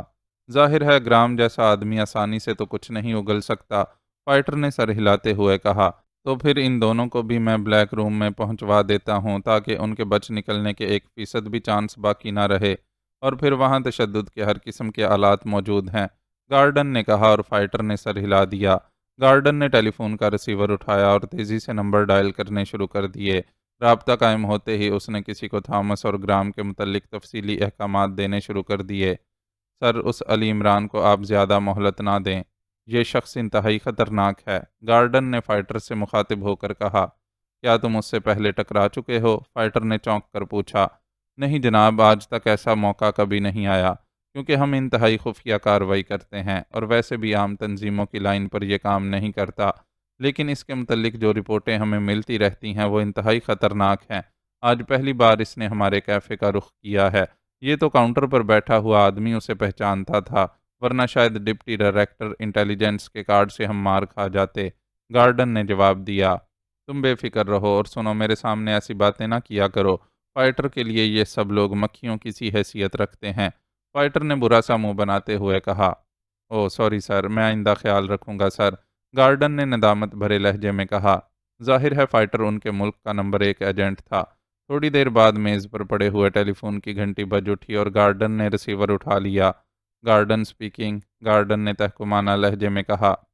آپ کے حکم کی تعمیل ہو چکی ہے جناب۔ عمران کو بلیک روم میں پہنچا دیا گیا ہے، دوسری طرف سے کہا گیا۔ اسے چیک کر لیا تھا کہ وہ واقعی بے ہوش ہے؟ گارڈن نے چونک کر پوچھا۔ یس سر، میں نے خود اس کی نبض چیک کی ہے، دوسری طرف سے کہا گیا۔ اوکے، گارڈن نے اطمینان کا طویل سانس لیتے ہوئے ریسیور رکھ دیا۔ اسی لمحے انٹرکام سے موسیقی کی آواز ابھری اور گارڈن نے انٹرکام کا بٹن پریس کر دیا۔ یس، گارڈن نے کرخت لہجے میں کہا۔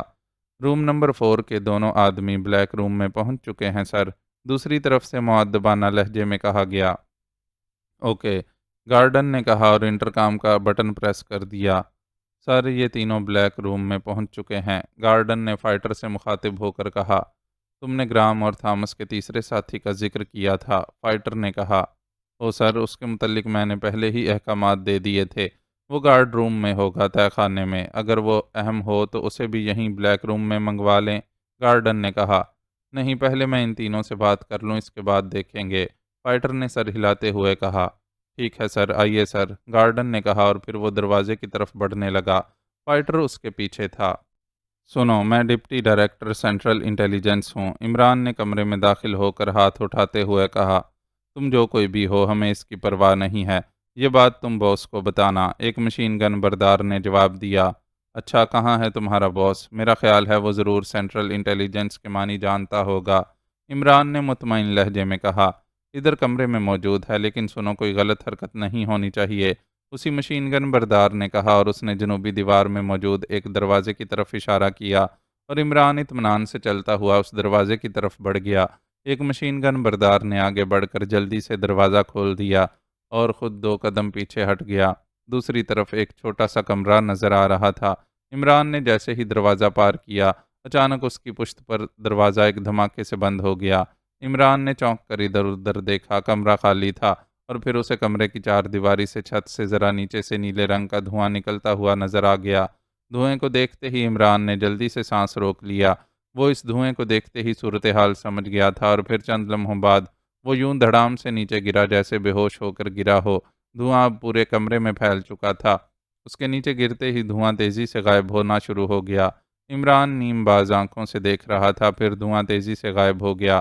اسی لمحے مخالف سمت میں سے دیوار درمیان سے پھٹ کر اطراف میں سمٹتی چلی گئی اور مشین گن سے مسلح 2 افراد اندر داخل ہوئے۔ ان میں سے ایک نے آگے بڑھ کر عمران کی نبض پکڑی، جبکہ دوسرے نے مشین گن کی نال عمران کے سینے سے ٹکا دی۔ عمران نے سانس روک رکھا تھا، اس لیے نبض چیک کرنے والے نے دوسرے لمحے اس کا ہاتھ چھوڑ دیا۔ یہ بے ہوش ہے، اسے اٹھا کر بلیک روم میں پہنچا دو، نبض چیک کرنے والے نے کہا اور دوسرے نے سر ہلاتے ہوئے مشین گن اپنے کاندھے سے لٹکائی اور پھر جھک کر عمران کو اٹھا کر اپنے کاندھے پر لادا اور واپس مڑ گیا۔ نبض چیک کرنے والا اس کے پیچھے تھا۔ عمران نے اپنا جسم مکمل طور پر ڈھیلا چھوڑا ہوا تھا۔ دروازہ کراس کر کے وہ ایک راہداری میں سے ہوتے ہوئے ایک چھوٹے سے کمرے میں پہنچے اور پھر یہ کمرہ کسی لفٹ کی طرح نیچے اترتا چلا گیا۔ چند لمحوں بعد لفٹ نما کمرہ ساکت ہوا اور دروازہ کھول کر وہ ایک اور راہداری میں سے ہوتے ہوئے ایک بڑے کمرے میں پہنچے، جہاں ایک کرسی پر عمران کو بٹھا دیا گیا۔ اسے باندھنا بھی ہے؟ اسے اٹھانے والے نے پوچھا۔ ہاں، رسی سے باندھ دو، دوسرے نے کہا اور اسے اٹھانے والا ایک الماری کی طرف بڑھ گیا اور پھر عمران کو رسیوں سے باندھا جانے لگا۔ عمران نے جان بوجھ کر اپنے ہاتھوں کو اس زاویے پر رکھا تھا کہ وہ آسانی سے ناخنوں میں لگے ہوئے بلیڈوں کی مدد سے رسیوں کو کاٹ سکتا تھا۔ ابھی عمران کو باندھا جا رہا تھا کہ دروازہ کھلا اور 2 افراد اپنے کاندھوں پر ایک ایک کو اٹھائے اندر داخل ہوئے۔ کندھوں پر لدے ہوئے یہ دونوں افراد بھی بے ہوش تھے۔ ان دونوں کو بھی ایک طرف پڑی ہوئی کرسیوں پر عمران کی طرح باندھ دیا گیا اور پھر وہ سب کندھے اچکاتے ہوئے کمرے سے باہر نکل گئے۔ عمران نے آہستہ سے آنکھیں کھول کر بعد میں لائے جانے والے دونوں افراد کو دیکھا۔ یہ دونوں وہی غیر ملکی تھے جن کا تعاقب کرتا ہوا وہ یہاں تک پہنچا تھا اور جو اس کے سامنے کارڈ لے کر اندر آئے تھے۔ عمران انہیں بے ہوش دیکھ کر سمجھ گیا کہ یہ اڈہ یقیناً ان کے مخالفوں کا ہوگا، اس لیے انہیں ٹریپ کر دیا گیا ہے۔ چونکہ کمرہ خالی تھا اس لیے اس نے اطمینان سے ناخنوں میں لگے ہوئے بلیڈوں کو آزمانا شروع کر دیا۔ اس نے رسیوں کو پوری طرح نہ کاٹا کیونکہ اس طرح رسیاں ڈھیلی پڑ جاتی تھیں اور دیکھنے والوں کو ایک لمحے میں معلوم ہو جاتا تھا۔ البتہ رسی کو اتنا کمزور ضرور کر دیا تھا کہ جس وقت چاہتا ایک جھٹکے سے سب کو توڑ سکتا تھا۔ تھوڑی دیر بعد دروازہ کھلا اور پھر دو غیر ملکی اندر داخل ہوئے۔ ان میں سے ایک کا حلیہ وہی تھا جو صفدر نے اسے بتایا تھا اور جس سے صفدر اور جولیا کا ٹکراؤ ہوا تھا۔ اس حلیے کو دیکھتے ہی وہ سمجھ گیا کہ یہ روسیا کا نمبر 1 ایجنٹ فائٹر ہے۔ اس کے ساتھ یقیناً وہی گارڈن ہوگا، کیفے کا مالک اور مینیجر، اور فائٹر کو دیکھتے ہی صورتحال اس کی سمجھ میں آ گئی۔ یہ غیر ملکی جن کا تعاقب کرتا ہوا وہ آیا تھا ایکریمین تھے۔ وہ خود اس پھندے میں آ پھنسے ہوں گے۔ انہیں شاید علم نہ ہوگا کہ گارڈن روسیا ہی لابی کا آدمی ہے، ورنہ ظاہر ہے وہ کبھی یہاں نہ آتے۔ انہیں ہوش میں لے آؤ۔ فائٹر نے عمران اور ان غیر ملکیوں کو غور سے دیکھتے ہوئے کہا، سر میرا خیال ہے پہلے اس عمران کو ہوش میں لایا جائے۔ آپ اس سے گفتگو کر کے اس کا فیصلہ کر دیں، بعد میں گرام اور تھامس سے بات ہو جائے گی۔ فائٹر کے ساتھی نے تجویز پیش کرتے ہوئے کہا، اب انہوں نے زندہ تو یہاں سے باہر نہیں نکلنا، اس لیے اس احتیاط کی آخر کیا ضرورت ہے؟ گارڈن، تم ان تینوں کو ہوش میں لے آؤ، پھر میں دیکھتا ہوں کہ یہ کیا کہتے ہیں۔ عمران سے تو میں نے رسمی سی بات کرنی ہے، صرف تعارف کی حد تک، ورنہ اس سے کیا حاصل ہونا ہے؟ اصل بات چیت تو گرام سے ہونی ہے، فائٹر نے منہ بناتے ہوئے کہا، اور گارڈن نے سر ہلا دیا اور پھر اس نے ایک سوئچ بورڈ پر لگا ہوا بٹن دبا دیا۔ دوسرے لمحے ایک مشین گن بردار دروازے میں نمودار ہوا۔ انہیں ہوش میں لے آؤ، گارڈن نے اس سے مخاطب ہو کر کہا۔ اچھا جناب، مشین گن بردار نے کہا، اور پھر وہ تیزی سے کمرے میں موجود ایک الماری کی طرف بڑھا اور اس نے الماری کھول کر اس میں سے ایک شیشی نکالی، اور پھر پہلے وہ عمران کی طرف بڑھا۔ اس نے شیشی کا ڈھکن کھول کر شیشی عمران کی ناک سے لگا دی۔ شیشی میں کوئی تیز گیس بھری ہوئی تھی، اس لیے عمران کو ویسے بھی چھینک آ گئی، اور اس کے ساتھ ہی عمران نے آنکھیں کھول دیں اور حیرت سے ادھر ادھر دیکھنے لگا۔ وہ مشین گن بردار عمران سے ہٹ کر گرام اور تھامس کی طرف بڑھا۔ میں کہاں ہوں؟ عمران نے تعجب آمیز لہجہ بناتے ہوئے کہا۔ قبر میں، فائٹر نے مسکراتے ہوئے کہا۔ او، تو تم منکر نکیر ہو، کمال ہے۔ اللہ میاں نے منکر نکیر بھی یورپ سے ہی منتخب کرنے تھے۔ عمران نے برا سا منہ بناتے ہوئے کہا۔ او تم! اچانک گرام کی حیرت بھری آواز سنائی دی۔ ہاں گرام، مجھے اچھی طرح دیکھ لو، ایک بار پھر میرا تمہارا کراس ہو گیا ہے۔ فائٹر نے عمران کی بجائے گرام کی طرف بڑھتے ہوئے کہا۔ گارڈن، تم نے غداری کی؟ تھامس کی تلخ آواز سنائی دی۔ میں نے کوئی غداری نہیں کی دوست، وطن دنیا کی سب سے پیاری چیز ہے۔ اب یہ تمہاری بدقسمتی ہے کہ تم خود ہمارے پاس آن پھنسے اور ہمیں ڈھونڈنا نہ پڑا۔ گارڈن نے مسکراتے ہوئے کہا۔ تم کیا چاہتے ہو فائٹر؟ تمہارا ہمارا کیا جھگڑا ہے؟ گرام نے کہا۔ جھگڑے کے نتیجے میں تو تم یہاں موجود ہو گرام۔ تم اس نیوکلر لیبارٹری سے جو کچھ حاصل کرنا چاہتے ہو وہی ہمیں بھی چاہیے، فائٹر نے مسکرا کر جواب دیا۔ Nuclear laboratory? گرام نے لہجے میں حیرت بھرتے ہوئے کہا۔ اب حیرت کے اظہار کی ضرورت نہیں ہے، مادام یورشیا مجھے بتا چکی ہے، فائٹر نے مسکراتے ہوئے کہا۔ او، تو تم نے ہمارے مقامی ہیڈ کوارٹر پر حملہ کیا تھا؟ گرام نے چونکتے ہوئے کہا۔ ہاں، لیکن تم نے بھی بدلہ لے لیا، تم نے ہمارا ہیڈ کوارٹر جواب میں تباہ کر دیا۔ میں اس وقت وہیں موجود تھا لیکن نکل جانے میں کامیاب ہو گیا، اس کے بعد تم خود ہی یہاں چلے آئے، فائٹر نے جواب دیا۔ عمران بھی یہاں موجود ہے باس، اچانک تھامس نے گرام سے مخاطب ہو کر کہا، اور گرام چونک کر عمران کی طرف دیکھنے لگا۔ او، یہ یہاں کیسے آ گیا؟ یہ شخص میری سمجھ میں نہیں آیا، یا تو یہ مافوق الفطرت قوتیں رکھتا ہے یا پھر بدرو قسم کی کوئی چیز ہے، ہر جگہ یہ پہنچ جاتا ہے، گرام نے حیرت بھرے لہجے میں کہا۔ او گرام، تم جیسا شخص بھی اس سے مروب نظر آ رہا ہے، حیرت ہے اگر یہ ایسا ہوتا تو تمہیں یہاں رسیوں سے بندھا ہوا ملتا، ویسے یہ آیا تمہارے تعاقب میں تھا، فائٹر نے حیرت بھرے لہجے میں کہا۔ سنیے حضرات، میرے لیے آپس میں الجھنے کی ضرورت نہیں ہے، میں نے آپ دونوں کو ایک دوسرے کا ہیڈ کوارٹر تباہ کرتے دیکھا ہے اور مجھے خوشی ہوئی کہ آپ دونوں کی طاقت برابر کی ہے، فیصلہ ہار جیت کی بجائے برابری پر ہو گیا، عمران نے کہا۔ تمہاری تعریفیں میں نے بہت سنی ہیں لیکن میرے خیال میں پسماندہ ملکوں کے لوگ خواہ لوگوں کو ہیرو بنا ڈالتے ہیں، تم تو مجھے کسی حقیر مچھر کی طرح نظر آ رہے ہو، فائٹر نے برا سا منہ بناتے ہوئے کہا۔ اگر تم نے تاریخ پڑھی ہے تو تمہیں معلوم ہوگا کہ خدائی کا دعویٰ کرنے والے نمرود کو ایک مچھر نے ہی ہلاک کر دیا تھا، اس لیے مچھر کو حقیر سمجھنے والے تاریخ سے نابلد ہی ہوتے ہیں، اور تاریخ کے متعلق مشہور ہے کہ وہ اپنے آپ کو دہراتی ہے، اور جب وہ اپنے آپ کو دہراتی ہے تو پھر جوتے بھی کھانے پڑتے ہیں۔ عمران کی زبان کا چرخہ چل پڑا۔ دیکھو فائٹر، تمہارا ہمارا کوئی جھگڑا نہیں، تم اس کا خاتمہ کر دو، اس کے بعد ہم تم مل کر بھی بات طے کر سکتے ہیں۔ گرام نے فائٹر سے مخاطب ہو کر کہا، اگر میں اسے ہلاک کر دوں تو کیا تم مجھے یہ بتا دو گے کہ نیوکلر لیبارٹری سے تم کیا حاصل کرنا چاہتے ہو؟ فائٹر نے کہا، حاصل کرنا چاہتا ہوں؟ میں تو نیوکلر لیبارٹری کو تباہ کرنے کا مشن لے کر آیا ہوں اور بس۔ گرام نے برا سا منہ بناتے ہوئے کہا، گرام یہ مت سمجھو کہ میں تمہارا لحاظ کروں گا، اس لیے میرے سامنے جھوٹ بولنے کی ضرورت نہیں ہے۔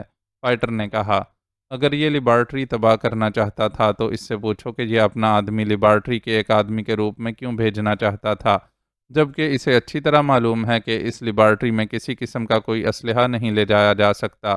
عمران نے کہا، یہ ہمارا کام ہے کہ ہم اسلحہ کس طرح لے جاتے ہیں، تمہیں اس بارے میں سوچنے کی ضرورت نہیں ہے۔ گرام نے تلخ لہجے میں کہا، دیکھو گرام، تم گارڈن کے پاس اس لیے آئے تھے کہ تم اس کے ذریعے سیکرٹری وزارت سائنس ریسرچ کو اغوا کرانا چاہتے تھے، اس لیے یہ تباہی والی بات تو غلط ہے۔ اس اغوا کا مقصد یہ ہو سکتا ہے کہ تم اس لیبارٹری سے کچھ حاصل کرنا چاہتے ہو۔ مجھے صرف یہی بتا دو کہ تم وہاں سے کیا حاصل کرنا چاہتے تھے، اس کے بعد تم فارغ ہو۔ فائٹر نے کہا، اور اگر تم میرے ساتھ دوستی کر لو تو میں تمہیں بتا دیتا ہوں کہ یہ وہاں سے کیا حاصل کرنا چاہتا ہے، اور اگر تم چاہو تو میں تمہیں وہ چیز بھی مہیا کر سکتا ہوں۔ عمران نے کہا، او تمہیں معلوم ہے؟ فائٹر نے چونکتے ہوئے کہا، ہاں، یہ وہاں سے ویٹ حاصل کرنا چاہتا تھا۔ عمران نے سر ہلاتے ہوئے کہا، ویٹ؟ کیسا ویٹ؟ فائٹر نے حیران ہوتے ہوئے کہا، ویٹ کے معنی یعنی وزن۔ یہ بیچارہ ابھی گرام ہی ہے، وزن کی چھوٹی سی اکائی۔ یہ چاہتا ہے کہ کافی سارا وزن حاصل کر لے، کہ چلو کلو گرام ہی بن جائے۔ عمران نے بڑے معصوم سے لہجے میں جواب دیا، اور فائٹر بے اختیار ہنس پڑا۔ خوب، تمہارا یہ مزاح مجھے پسند آیا۔ ہاں تو گرام، اب مزید وقت ضائع کرنے کی ضرورت نہیں ہے، اگر تم چاہتے ہو کہ دوستی قائم رہے تو اصل بات بتا دو۔ فائٹر نے کہا، جو اصل بات تھی وہ میں نے بتا دی۔ گرام نے سخت لہجے میں کہا، او تو اس کا مطلب ہے کہ تم دوستی نہیں چاہتے ہو؟ چلو ایسے ہی صحیح، مجھے تو تم جانتے ہو میرا نام فائٹر ہے، میرے سامنے تو پتھر بھی بول پڑتے ہیں۔ فائٹر کا لہجہ گرام سے بھی زیادہ سخت ہو گیا۔ تمہیں غلط فہمی ہے فائٹر، یہ تو میں اس احمق کی وجہ سے یہاں پھنس گیا، ورنہ تم میری ہوا بھی نہ پا سکتے تھے۔ اور اب بھی گرام کو کمزور نہ سمجھنا۔ گرام نے ترکی بترکی جواب دیتے ہوئے کہا، تم یہاں کر بھی کیا سکتے ہو؟ میں تمہاری اکڑ فواں بھی نکال دیتا ہوں۔ گارڈن، ایک خنجر مجھے دو۔ فائٹر نے کرخت لہجے میں کہا، اوہو، بڑے تھرڈ کلاس انداز میں سوچ رہے ہو، مجھے تم سے یہ توقع نہ تھی۔ گرام نے مضحکہ اڑاتے ہوئے کہا، فائٹر کبھی تھرڈ کلاس انداز میں نہیں سوچ سکتا، میں تو صرف تمہاری ایک رگ کا تھوڑا سا خون نکالوں گا اور پھر تم خود ہی طوطے کی طرح بول پڑو گے۔ فائٹر نے مسکراتے ہوئے کہا، خون بول پڑے گا یا گرامو فون بول پڑے گا؟ عمران نے لقمہ دیتے ہوئے کہا، سنو گرام، میں تمہیں تفصیل سے بتاتا ہوں تاکہ تمہیں معلوم ہو جائے کہ میں کیا کرنا چاہتا ہوں۔ میں تمہارے خون میں ایگنیشیم 5 کے چند قطرے ملا کر اسے دوبارہ انجیکٹ کر دوں گا، اور پھر یہ ایگنیشیم 5 تمہارے لاشعور کو کنٹرول کرے گی اور تم خود بخود ہی سب کچھ اگل دو گے، لیکن اس ایگنیشیم کو واپس نہ نکالا جا سکے گا، اور نتیجہ یہ ہوگا کہ تم ہمیشہ کے لیے پاگل ہو جاؤ گے، اور تم جانتے ہو کہ پاگل کتے کو گولی مارنی پڑتی ہے، اس لیے تمہیں گولی مار دی جائے گی۔ فائٹر نے کہا، اور عمران نے دیکھا کہ گرام کے چہرے پر پہلی بار گھبراہٹ طاری ہو گئی۔ لیکن ایگنیشیم 5 تمہیں کہاں سے ملے گی؟ یہ تو نایاب ہے۔ گرام نے کہا، او اس کا مطلب ہے تم جانتے ہو اس کے بارے میں؟ مجھے تمہارے یہاں آنے کی اطلاع روسیا سے چلنے سے پہلے مل گئی تھی، اور میں جانتا تھا کہ تم نمبر 1 ایجنٹ ہو، تم پر کسی قسم کا تشدد کام نہیں آ سکتا، نہ ہی مائنڈ چیکنگ مشین سے تم سے کچھ اگلوایا جا سکتا ہے، کیونکہ تمہیں اس کی باقاعدہ تربیت دی گئی ہے۔ صرف یہی ایک ایسا راستہ ہے ایگنیشیم 5 کا جس کے آگے تم بے بس ہو سکتے ہو، اس لیے میں اسے اپنے ہمراہ لایا تھا۔ فائٹر نے کہا، سنو، اگر میں تمہیں بتا دوں تو پھر تمہارا ہمارے ساتھ کیا سلوک ہوگا؟ گرام نے کچھ سوچتے ہوئے پوچھا، تم کیا سلوک چاہتے ہو؟ فائٹر نے کہا، دیکھو یہ تو اپنے اپنے مشن کی بات ہے، ہم نے بھی کوشش کرنی ہے اور تم نے بھی۔ میرا یہ وعدہ ہے کہ اگر تم اسے حاصل کرنے میں کامیاب ہو گئے تو میں تمہارے آڑے نہیں آؤں گا، اور اگر میں کامیاب ہو جاؤں تو تم آڑے نہیں آؤ گے۔ گرام نے کہا، ٹھیک ہے، مجھے منظور ہے۔ فائٹر نے سر ہلاتے ہوئے کہا، تو سنو، نیوکلر لیبارٹری میں ایک فارمولہ تیار کیا جا رہا ہے جس کا کوڈ نیم ہاٹ ناٹ ہے۔ ہم نے یہ فارمولہ حاصل کرنا ہے۔ گرام نے کہا، یہ کس قسم کا فارمولہ ہے؟ فائٹر نے چونکتے ہوئے پوچھا، اور گرام نے اسے تفصیل بتا دی کہ پانی کو طاقت میں بدلنے کا یہ ایک ایسا فارمولہ ہے جس کے بعد خلائی دوڑ میں ایک انقلاب آ جائے گا۔ اوہ ٹھیک ہے، لیکن تم نے ابھی کہا ہے کہ یہ فارمولہ تیار کیا جا رہا ہے، اس کا مطلب ہے یہ مکمل نہیں ہوا، فائٹر نے کہا، اور عمران اس کی ذہانت کا قائل ہو گیا۔ ہاں، تمہارا آئیڈیا درست ہے، اس فارمولے کو تیار کرنے والے سائنسدان کا نام اے رشید ہے۔ ہمارا پروگرام ہے کہ فارمولہ ماں اس سائنسدان کے حاصل کر لیا جائے اور پھر اسے اپنی لیبارٹری میں مکمل کرایا جائے۔ گرام نے کہا، تمہاری آنکھیں بتا رہی ہیں کہ تم سچ بول رہے ہو، لیکن یہ فارمولہ اتنا اہم ہے کہ اب یہ کسی صورت بھی اکریمیا کے پاس نہیں جا سکتا۔ اس کا صحیح حقدار روسیا ہے، صرف روسیا، اس لیے تم آرام کرو۔ فائٹر نے بڑے طنزیہ انداز میں مسکراتے ہوئے کہا، اور پھر اس نے پیچھے ہٹنے کے لیے قدم بڑھائے۔ اس کا خیال تھا کہ پیچھے ہٹ کر وہ ان پر فائرنگ کا حکم دے گا کہ اچانک گرام اپنی جگہ سے اچھلا اور دوسرے لمحے فائٹر اس کے بازوؤں میں جکڑا ہوا دیوار کے ساتھ جا لگا۔ کمرے میں فائٹر کے علاوہ گارڈن اور ایک مسلح شخص تھا۔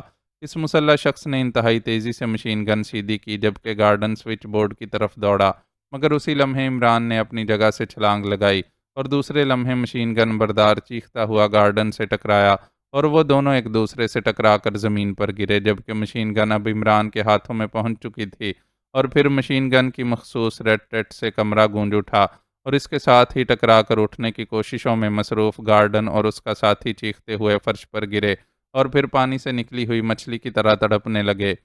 مشین گن سے نکلنے والی گولیوں کی بوچھاڑ نے دونوں کو چھلنی کر دیا تھا۔ عمران مشین گن سنبھالے تیزی سے دروازے کے سامنے کھڑا ہو گیا۔ اب مجھے کوئی اعتراض نہیں کہ یہ فارمولہ اکریمیا لے جاتا ہے یا روسیا، آپس میں فیصلہ کر لو، عمران نے بڑے مطمئن انداز میں کہا۔ اسی لمحے گرام کے بازوؤں کو حرکت ہوئی اور فائٹر اس کے ہاتھوں پر اٹھتا ہوا بجلی کسی تیزی سے عمران کی طرف آیا۔ گرام نے فائٹر کو اٹھا کر عمران پر مارنے کی کوشش کی تھی، لیکن ظاہر ہے عمران اب اتنا غافل تو نہیں ہو سکتا تھا۔ وہ نہ صرف تیزی سے ایک طرف ہٹا بلکہ اس کی لات پوری قوت سے اپنے پر گرتے ہوئے فائٹر کے کولہے پر پڑی اور فائٹر چیختا ہوا اسی طرح دوبارہ گرام سے جا ٹکرایا جیسے گیند دیوار سے ٹکرا کر واپس جاتی ہے، اور وہ دونوں ایک دوسرے سے ٹکرا کر نیچے گرے۔ اسی لمحے فائٹر کی لات حرکت میں آئی اور گرام چیختا ہوا دیوار سے ٹکرایا۔ فائٹر نے اٹھ کر اس پر چھلانگ لگائی، مگر اسی لمحے گرام تیزی سے جھکائی دے کر ایک طرف ہوا اور فائٹر پوری قوت سے دیوار سے ٹکرا کر نیچے گرا ہی تھا کہ گرام کے ہاتھوں میں خنجر کی چمک لہرائی اور کمرے میں فائٹر کی تیز چیخ گونج اٹھی۔ خنجر فائٹر کے سینے میں ترازو ہو چکا تھا۔ یہ وہی خنجر تھا جس سے فائٹر گرام کی رگ کاٹنا چاہتا تھا۔ فائٹر کا جسم ایک لمحے کے لیے تڑپا، دوسرے لمحے اس کے ہاتھ پیر سیدھے ہوتے چلے گئے۔ دل میں گھس جانے والے خنجر نے اسے پوری طرح تڑپنے کی بھی مہلت نہ دی تھی۔ گرام خنجر مار کر تیزی سے اٹھا اور ایک بار پھر اس کے ہاتھ میں بجلی سی لہرائی، لیکن عمران اس سے بھی زیادہ تیزی سے جھکا اور ایک پتلی سی چھری عمران کے سر کے عین اوپر سے گزر کر پچھلی دیوار سے جا ٹکرائی۔ گرام نے یہ خنجر اٹھتے ہوئے اپنی جراب سے کھینچا تھا۔ نیچے جھکتے ہوئے عمران نے مشین گن کا ٹریگر دبا دیا اور خنجر مار کر سیدھا ہوتا ہوا گرام اچھل کر پشت کے بل فرش پر گرا۔ گولیاں اس کے سینے پر پڑی تھیں، اس کی آنکھیں پھیلتی چلی گئیں اور چند ہی لمحوں بعد وہ بھی فائٹر سے جا ملا۔ تھامس کرسی پر بندھا بیٹھا آنکھیں پھاڑ پھاڑ کر یہ تماشا دیکھ رہا تھا۔ اس کا رنگ زرد پڑ گیا تھا۔ ہاں مسٹر تھامس، اب تمہارا کیا پروگرام ہے؟ عمران نے بڑے تلخ لہجے میں تھامس سے مخاطب ہو کر کہا، اور تھامس بے بسی سے ہونٹ بھر کر رہ گیا۔ اس کا منہ کھلا ضرور، لیکن اس کے منہ سے کوئی آواز نہ نکلی۔ عمران تیزی سے فائٹر کی طرف بڑھا اور پھر اس نے فائٹر کے سینے سے خنجر کھینچ لیا اور تھامس کی طرف خنجر اٹھائے بڑھنے لگا۔ مجھے مت مارو، تھامس نے انتہائی خوف زدہ لہجے میں کہا۔ سنو تھامس، اگر تم زندگی چاہتے ہو تو مجھ سے تعاون کرو، ورنہ، عمران نے اس کے قریب پہنچ کر کہا۔ میں تعاون کروں گا، مجھے مت مارو، تھامس نے ہکلاتے ہوئے کہا، اور عمران نے خنجر کی مدد سے اس کی رسیاں کاٹ دیں۔ تھامس اچھل کر کھڑا ہوا اور دوسرے لمحے اس نے بجلی کسی تیزی سے جھپٹا مارا اور عمران کے ہاتھوں سے مشین گن چھین لی۔ عمران شاید اس کی حالت کے پیش نظر اس سے اس حرکت کی توقع نہ کر پا رہا تھا، اس لیے تھامس اس کے ہاتھوں سے مشین گن چھیننے میں کامیاب ہو گیا۔ لیکن عمران نے تیزی سے گھوم کر اس کے پہلو میں لات ماری اور تھامس مشین گن سمیت اچھل کر اس دروازے سے جا ٹکرایا جس کے سامنے عمران چند لمحے پہلے موجود تھا۔ تھامس نے نیچے گرتے ہی گھوم کر مشین گن کا فائر عمران پر کرنے کی کوشش کی، لیکن اسی لمحے عمران کے ہاتھ میں موجود خنجر کمان سے نکلے ہوئے تیر کی طرح اس کے حلق میں گھس گیا اور تھامس ذبح کی ہوئی بکری کی طرح وہیں دروازے کے پاس ہی پھڑکنے لگا۔ مشین گن اس کے ہاتھ سے نکل گئی تھی۔ عمران نے آگے بڑھ کر اس کی ایک ٹانگ پکڑی اور اسے اندر کی طرف کھینچ لیا۔ وہ نہیں چاہتا تھا کہ اس کا خون دروازے سے باہر جائے اور اس طرح باہر موجود مسلح لوگوں کو اندر ہونے والی صورتحال کا علم ہو سکے۔ ابھی تو ساؤنڈ پروف کمرے کی وجہ سے اندرونی حالات کا کسی کو پتہ نہ چل سکا تھا۔ عمران نے اسے اندر کھینچ کر مشین گن ہاتھ میں پکڑی اور پھر ادھر ادھر دیکھنے لگا۔ اس نے کمرے میں موجود الماریوں کو کھول کھول کر چیک کرنا شروع کر دیا، لیکن اسے کہیں بھی میک اپ باکس نہ مل سکا۔ پہلے اس نے یہی سوچا تھا کہ گارڈن یا اس کے ساتھی کا میک اپ کر کے یہاں سے نکل جائے گا۔ اسی لمحے عمران کو BL11 ٹرانسمیٹر کا خیال آ گیا۔ وہ تیزی سے آگے بڑھا اور اس نے دروازے کو اندر سے چٹکنی لگا دی اور پھر اس نے اپنے کوٹ کی خفیہ جیب سے BL11 ٹرانسمیٹر نکالا اور اس کا بٹن دبا دیا۔ اس کی چونکہ تلاشی نہ لی گئی تھی اس لیے ٹرانسمیٹر اس کی جیب میں موجود تھا۔ بٹن دبنے کے چند لمحوں بعد ہی ٹرانسمیٹر سے سیٹی کی آواز نکلنے لگی۔ عمران کو اتنی جلدی کسی سے رابطے کی توقع نہ تھی کیونکہ BL11 ٹرانسمیٹر محدود ہی طے عمل کا ٹرانسمیٹر تھا، لیکن سیٹی کی آواز سنتے ہی وہ چونک پڑا۔ Hello hello, Imran calling over. سیٹی کی آواز سنتے ہی عمران نے کہا، یس صدیقی اٹینڈنگ اوور۔ چند لمحوں بعد ہی دوسری طرف سے صدیقی کی آواز سنائی دی۔ صدیقی تم کہاں ہو؟ اوور، عمران نے چونک کر پوچھا۔ میں کیفے ڈی ایگان کے باہر ہوں، آپ میرے سامنے اندر گئے اور میں آپ کی طرف سے اطلاع کا منتظر تھا۔ اوور، صدیقی نے جواب دیا۔ مگر تم یہاں کیسے پہنچے؟ اوور، عمران نے حیرت بھرے لہجے میں پوچھا۔ عمران صاحب، میں نے اس غیر ملکی کو چیک کر لیا تھا، وہ مقامی آدمی کے میک اپ میں خیابان ہاسٹل سے باہر نکلا تھا۔ میں اسے شاید نہ پہچان سکتا لیکن وہ اپنی کار کی طرف بڑھا، لیکن پھر مجھ پر نظریں پڑتے ہی وہ ٹھٹک کر رکا اور کار کی طرف جانے کی بجائے باہر نکلنے لگا۔ جب وہ میرے سامنے سے گزرا تو میں نے اس کا میک اپ چیک کر لیا، لیکن میں نے اسے شناخت نہ کرنے کا تاثر دیا تاکہ وہ مجھ سے مطمئن ہو جائے، اور پھر جب وہ ٹیکسی میں بیٹھ کر آگے بڑھ گیا تو میں نے اس کا احتیاط سے تعاقب کیا۔ وہ کیفے ڈی ایگان میں آیا، اس کے بعد آپ فاکسی میں وہاں پہنچے، تب سے میں آپ کی طرف سے اطلاع کا منتظر ہوں۔ اوور، صدیقی نے تفصیل بتاتے ہوئے کہا۔ گڈ، ویری گڈ، ایسا کرو فوراً X2 کو کال کرو، اسے میری طرف سے اطلاع دے دو کہ وہ ٹیم کو فوراً کیفے ڈی ایگان پر چھاپا مارنے کا حکم دے دے۔ میں اندر کہیں تہہ خانے میں موجود ہوں اور مجرم میرے سامنے قتل ہوئے پڑے ہیں۔ اگر تم اس ٹرانسمیٹر پر نہ ملتے تو مجھے خاصی دشواری ہو جاتی۔ اوور، عمران نے مطمئن لہجے میں کہا۔ بہتر سر، اوور، دوسری طرف سے صدیقی نے مستعد لہجے میں کہا، اور عمران نے اوور اینڈ آل کہہ کر ٹرانسمیٹر بند کر دیا۔ اب اس کے چہرے پر اطمینان کے آثار موجود تھے۔ وہ بڑے مزے سے مشین گن سنبھالے کرسی پر بیٹھ گیا اور یوں ہلکے سروں میں سیٹی بجانے لگا جیسے وہ کوئی دلچسپ فلم دیکھنے آیا ہو۔ مشن تو ختم ہو ہی گیا تھا، اب مسئلہ صرف اس فارمولے اور سائنسدان کی حفاظت کا تھا، اور یہ کام وہ بخوبی کر سکتا تھا، اس لیے ظاہر ہے سوائے سیٹی بجانے کے اور کیا کر سکتا تھا۔ ہاٹ ناٹ یعنی سخت گانٹھ آسانی سے کھل گئی تھی، اور اس سخت گانٹھ کو کھولنے میں اس کا اپنا دخل انتہائی کم رہا تھا۔ یہ کام گرام اور فائٹر نے آپس میں لڑ کر ہی نپٹا لیا تھا۔ آخر دونوں ہی نمبر 1 ایجنٹ تھے، اور ظاہر ہے نمبر 1 ایجنٹوں کے لیے گانٹھ کھولنا کیا مشکل ہو سکتا ہے۔ البتہ یہ ان دونوں کی بدقسمتی تھی کہ گانٹھ کھولنے کا یہ مظاہرہ انہوں نے عمران کے سامنے کرنے کی کوشش کی تھی، اور نتیجے میں ان کے اپنے جسم اور روح کی گانٹھ کھل گئی تھی، اور ظاہر ہے جس جسم اور روح کی گانٹھ کھل جائے تو عمران بیچارہ سوائے سیٹی بجانے کے اور کیا کر سکتا تھا۔ چنانچہ وہ اپنے ساتھیوں کے انتظار میں بیٹھا سیٹی بجائے چلا جا رہا تھا۔ معزز ناظرین و سامعین، لائک، کمنٹس اور شیئر ضرور کریں، شکریہ۔